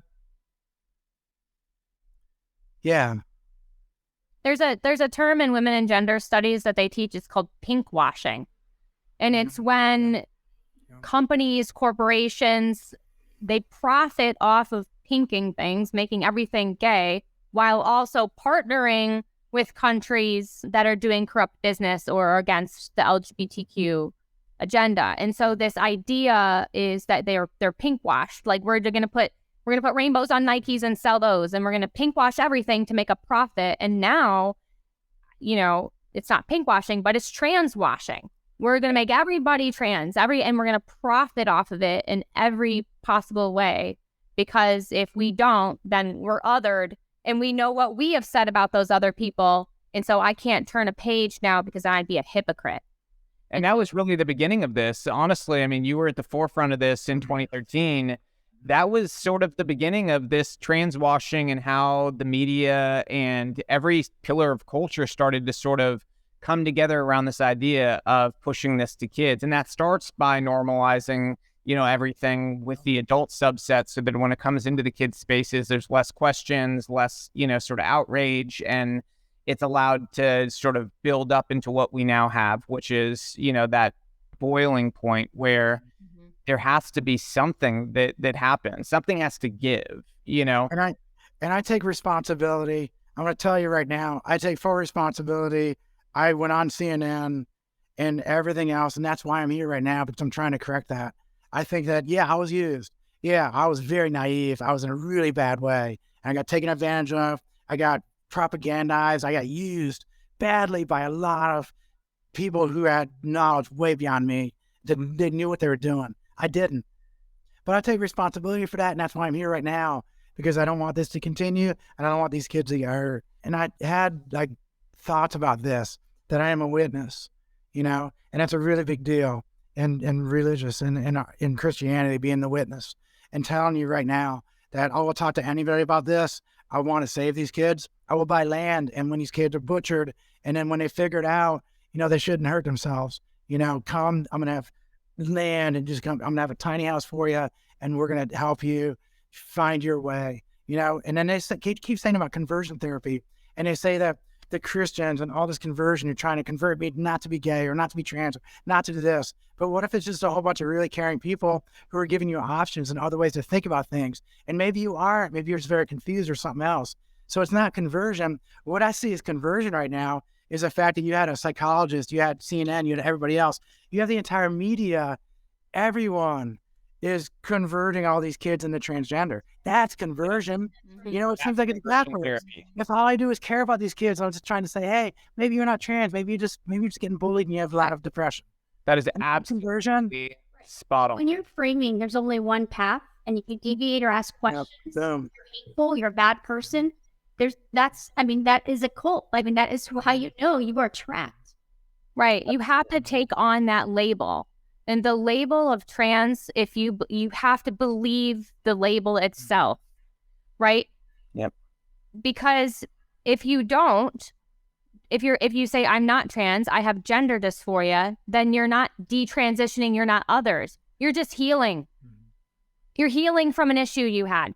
If you have bulimia, if you have anorexia, if you're getting Botox, if you're getting lip filler, if you're getting muscles put in your abs or butt implants, you have some level of gender dysphoria because you are combating what society tells you you should be and you don't want to, or you do. And you're like, oh, I'm trying to keep up. I'm trying to do all these things. Yeah. When you stop, if I were to stop getting Botox and stop wearing this wig and pull these lashes off and sit here in myself, that is healing. I'm not detransitioning from self-hatred.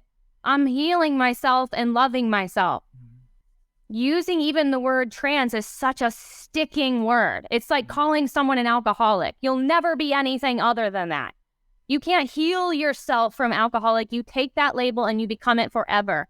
If a person takes on that label, which they want you to do, that's why they're pushing it so hard, there's no out. You're stuck in the cult.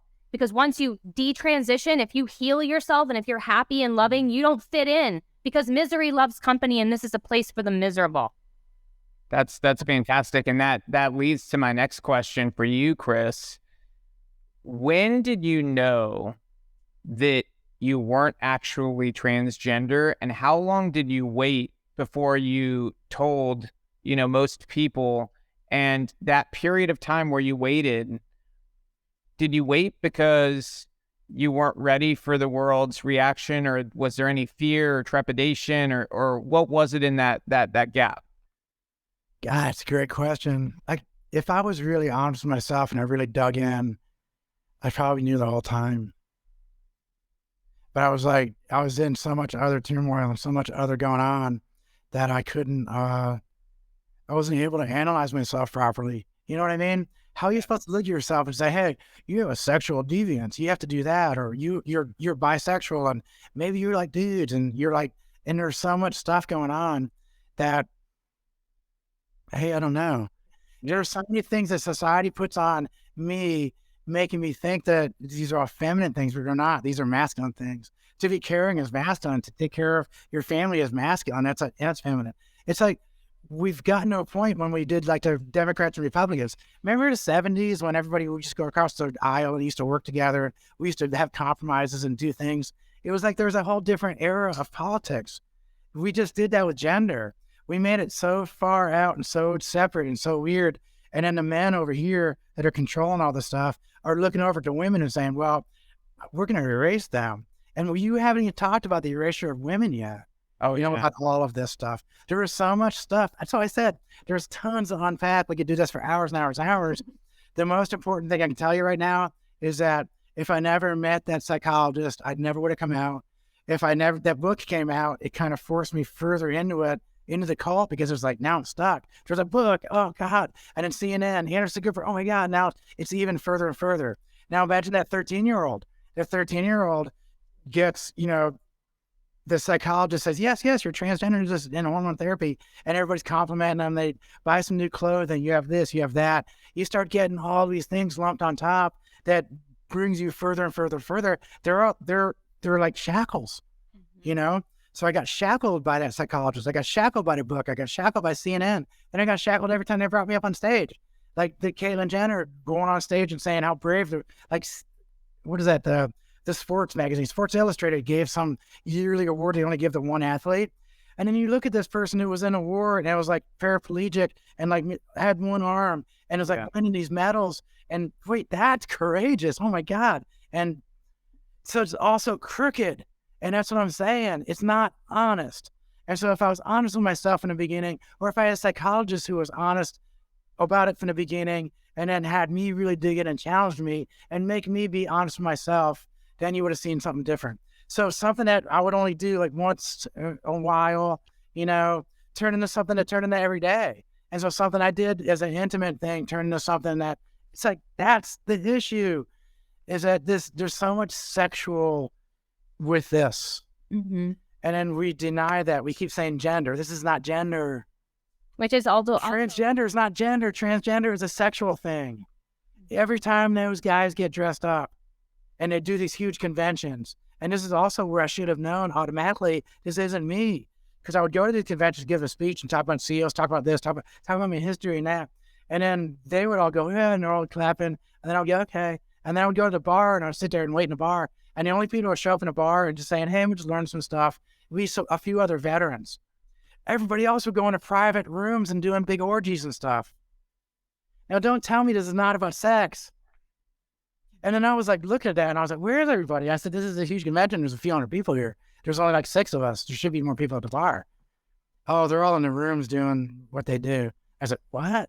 And right then, it should have been, bing, light bulb. That is the really big issue with having children. And I still cannot. Yeah. I took, you know, queer theories. I've studied AIDS. I've studied drag academically. In none of this was there ever a valid, really holistic, valid reason that children should participate or be at drag shows. Oh, you know, yeah. in the papers I wrote, there's so many other ways that if a child wants to dress up and sing, there's a million other ways you can do this. And I said, this is simply taking your child to Target, and there's costumes. There's this bloody, gory, gross costume that's for teenagers. And your little 5-year-old's like, oh my gosh, that's crazy. I want to put that on. And you say, you know what? That is cool and crazy, but that's for when you're a little bit older.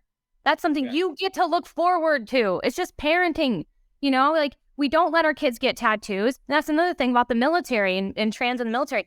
People don't even realize that you can get disqualified on the phone if you have tattoos on certain parts of your body. Yeah. So like, so hands and neck. to think that, you know, it's transphobic and this big, huge word, I had to get on a waiver to join because I had alopecia, a hair loss. You know, it doesn't like worrying about how is that going to affect my mental health, like whatever, you know, proper wearing of a gas mask. Like, it's really, really regulated. You know, if somebody has gone to therapy as a child, they might have to get a waiver. If their parents got divorced and you go to enlist when you're 18 and your parents got divorced when you were 10 and you all went to family therapy, you have to say that you went to therapy and they can turn you away for that. So it's not like the military is just open doors except for trans people. It's very, very, very hard and it's very selective. And you might have to get on a waiver for having a tattoo on your cheek or neck right there. Here's the thing about the military. The military is not right, you know? You join the military, it's a job you'll join and then you sign up for it. You're stuck there for 4 years. Mm-hmm. The thing is, for me, yeah, I did all this stuff after I was out of the military. And if you want to do that, then fine. All those military people, when you're a veteran, you're done. Go be transgender. But for in the military, if you're getting ready to be in the military, don't do it. I don't think they should be in there at all. Knowing what I know now and what happened to me and how easy it was even for me. And I studied philosophy and I always thought myself, I had critical thinking. And I analyzed stuff and I was like, and I got tricked into all that stuff because it was so like, it's so well laid out. The military should not have any of this in there. If you're transgender, you can do it when you retire. When you deploy, you will get an Article 15 and be sent home if your toe crosses the boundary into the male barracks or vice versa. It's completely separate in a deployed location to prevent pregnancies, STDs, rape, you know, all the things that happen. So men and women are very separated. They'll be on separate tents, separate areas, separate everything. You will be sent home immediately, lose rank if you're caught in the dwellings of the opposite sex. So then what's going to happen? We're going to see what's happening in prisons. You get people that are claiming to be trans women going to women's prisons and raping the women. That's exactly what you're going to happen in the military because women are already getting raped. The reason that this is dominated, this whole craze that's going on right now, it is dominated by male to female transitions. Yes. Mm-hmm. Yep. And it's, we touched on this before. I think a lot of this and the acceptance around it, it's built to erase the unique place that women have in society. It's built to erase what makes women special and unique. I mean, there's no other way to say it. Women are not like men, and that's okay. Men are not like women. You guys have strengths that we don't have.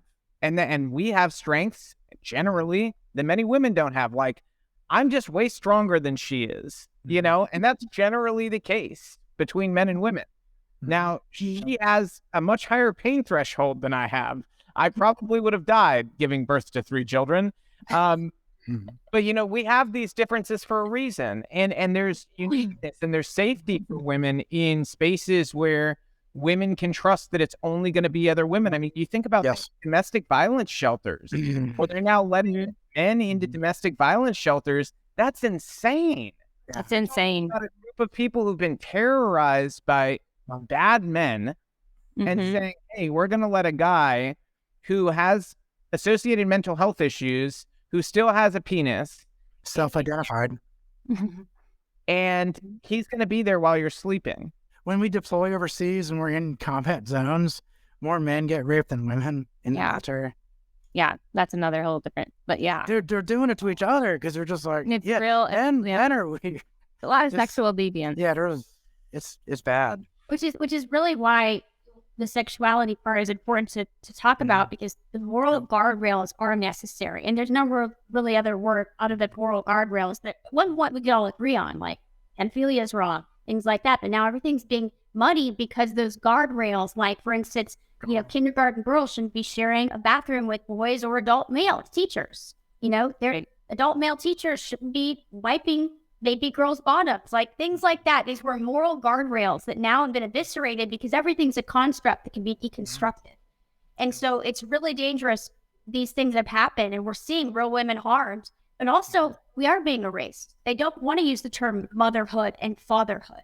They don't want to use gender terms because it is about erasing these important roles that you can't replace. And norms. They don't want norms.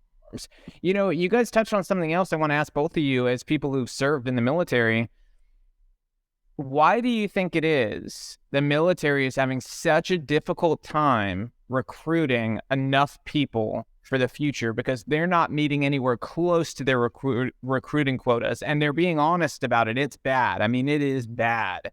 We've never had a problem like this before, and there has to be reasons. I think I know what those reasons are, but I'm curious, you two serving, what do you think they are? I love America, and I'm an American, and I will fight for America. But with that being said, I've also had to come to terms with how devastatingly corrupt and dangerous and devastating this country has been to others, because I was fed a false narrative, right? I personally don't believe that 9/11 was a terrorist attack outside of this country. And that's why I joined the military, because I thought that.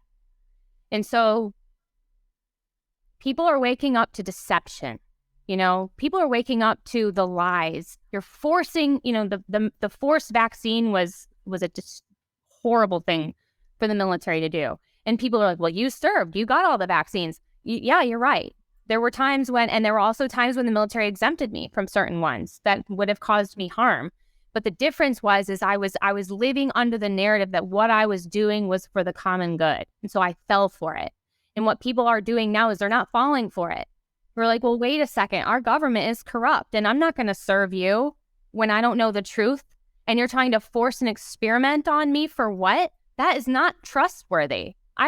People are not, that's, I would say, number one. Forcing the vaccine has caused people to get out. There's Supreme Court lawsuits brought by the SEALs trying to fight this. And if the SEALs don't want to do it, you know how people look up to the SEALs? Every single person wanting to join the military is like, I'm going to be a SEAL, or I'm going to be a fighter pilot, something awesome.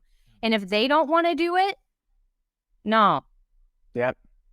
No. I think you hit the nail on the head. That's number one, the forced vaccine. And number two, I would say, is the injection of woke curriculum. The wokeism. Yeah, I was going to go there. The wokeism in general. It's such a small percentage of people that they need to take care of. If you're doing woke for transgender people inside the military, You're only talking about those few thousand people. And then you make the entire military go through hour and hour and hour, sit there for days going through these things about pronouns. And I love what Matt Law said about pronouns, was like, you get to pick up pronouns? That's like picking adjectives, you know? So I want to pick my own adjectives right now. And Matt said, I'm extremely handsome. So from now on, you must, call me extremely handsome every time you speak to me. That's the same thing. And so when you're doing this kind of stuff and you're making these people in the military who are just patriots, I'm a warrior. You're telling Conan, hey, Conan, put down your sword and let's sit in here for a little while and let's talk about pronouns. And it's like Conan's sitting there going, what? What are you talking about? I don't even know get away from me. And so I would never join the military now. If I had a chance to join the military now, I would be like, no way. Anybody that asked me they want to join the military, I'm like, no, why would you? But there's a distinction here. Both of you would immediately serve to protect America. Yes. Oh, yeah. Right now. 100%. Right now. But neither of you, you're doing that right now. Yes, 100%, just by virtue of speaking up. I mean, it's so critical and important because this is a whole different information war that's going on. Yeah. And you're helping stave off a group of people that desperately need an off-ramp. But you wouldn't join the U.S. military. And I wish I could tell you I disagree with you, but I don't. I don't disagree with you. If there were kids affected by your story, whether it be back in 2013 or recently they watched the interview or something like that, if they were affected by it and thought, oh, maybe this is the road for me, what would you say to those kids now, knowing what you know? I don't even know if I can talk now because I started thinking about it, and I know how much damage I've caused because they used me so well. I just want to say I'm sorry. I didn't know what I was doing. And the women out there and all these kids, and sorry. If you could forgive me for not knowing anything, and the experts that knew, definitely use that. And I know God will forgive me, but I feel like I don't have any forgiveness. It is so bad. You don't understand how bad this is. It's destruction of the family. It's killing these kids. And they're not transgender, A lot of these kids, yeah, maybe, but there's a lot of them that aren't. And I'm going to live with this my whole life. I destroyed my life 10 years ago. And I guess I'm probably destroying it again right now.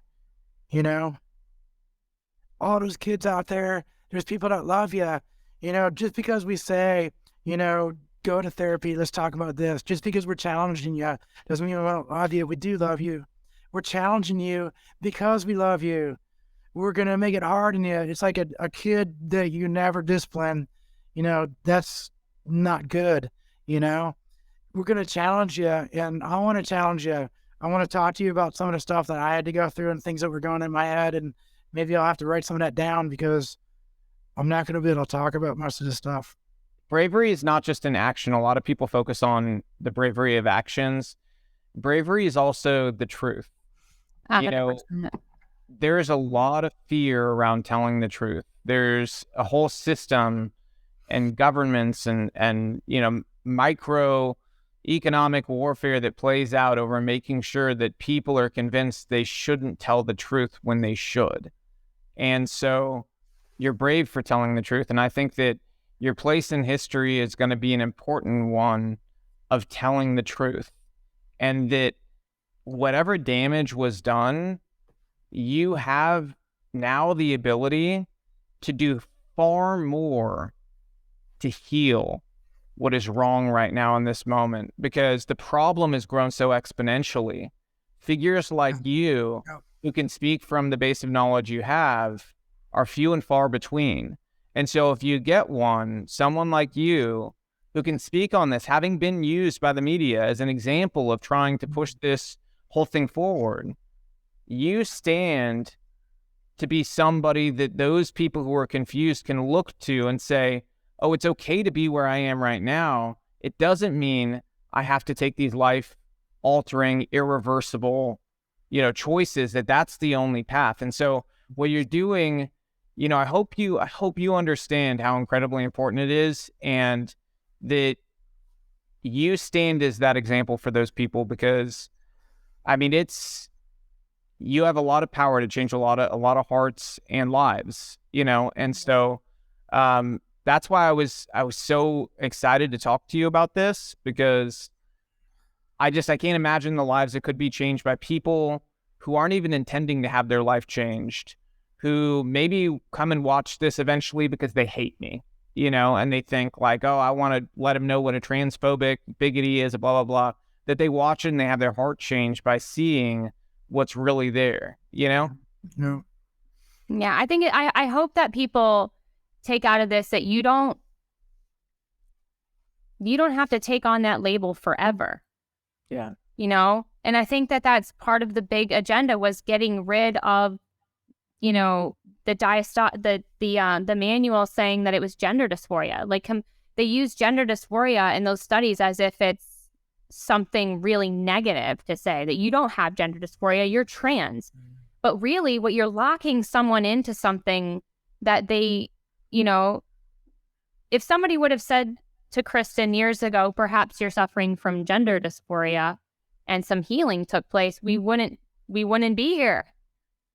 But it was the fact that that label was used, that's such a permanent stigmatizing label, that's what I would hope that kids, maybe you don't like how you look right now. Everybody does. Everybody goes through that. And there has to be more examples of people who have gone through really crap stuff, men and women, who share their stories, because it's through our common stories and through our commonalities that we're going to bond with each other, and they have to understand, like, I hope society understands the danger of this label, the labeling your children that, and labeling yourself as trans is it's attached to something that's really,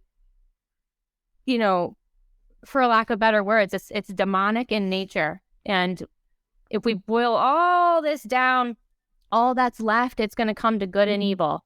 Yep. That's what this is. That's what this is. But if you're faithless, you will never see it as good and evil, because you don't think good and evil exists. So that's another thing that we're up against, is people that don't even believe that good and evil exists. And unless you've been personally victimized by someone on a one-on-one level, like I have, it's hard for you to fathom that the government could be so bad to you. You know how you talked about being able to be politically awoken by recognizing the breaks in the system, like the breaks in the matrix of people like, Brandon Tatum or me or Brokeback Patriot, or these people who aren't supposed to exist, and how they can change somebody's mind to open up to something new politically.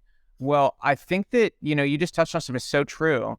That same thing happens in religion, because there's all these people who are faithless out there, and they're faithless because they've been sold an idea about faith, sold an idea about Christianity that, it has to be this select type of person. It's so weird you say this, because we talked about this before the show today, this morning, about the need to be open and show people that there's people from all walks of life who end up here. I think that it's important to let those people know that there's other paths to filling holes that you might feel you have in your heart, and that there is, a lot of people out there who are willing to accept people who are struggling with any kind of problem, and to try to help lead them towards something good. I want to bring something up. In your 2013 interview with Anderson Cooper, you said you wanted to set an example for the younger generation. And I just want to point out that your life has come full circle to the point where now you are going to be an example for the younger generation. And that opportunity is in front of you, not behind you. Thank you. I'm going to do my best. I'm here, and I don't want to do any more interviews ever again, or be on media or book or movies. I don't do this. That's why I got really stuck when I went on that book in CNN. Then I was in the public. I don't like to be in the public. I was always that sneaky, peeky Navy SEAL that don't do public.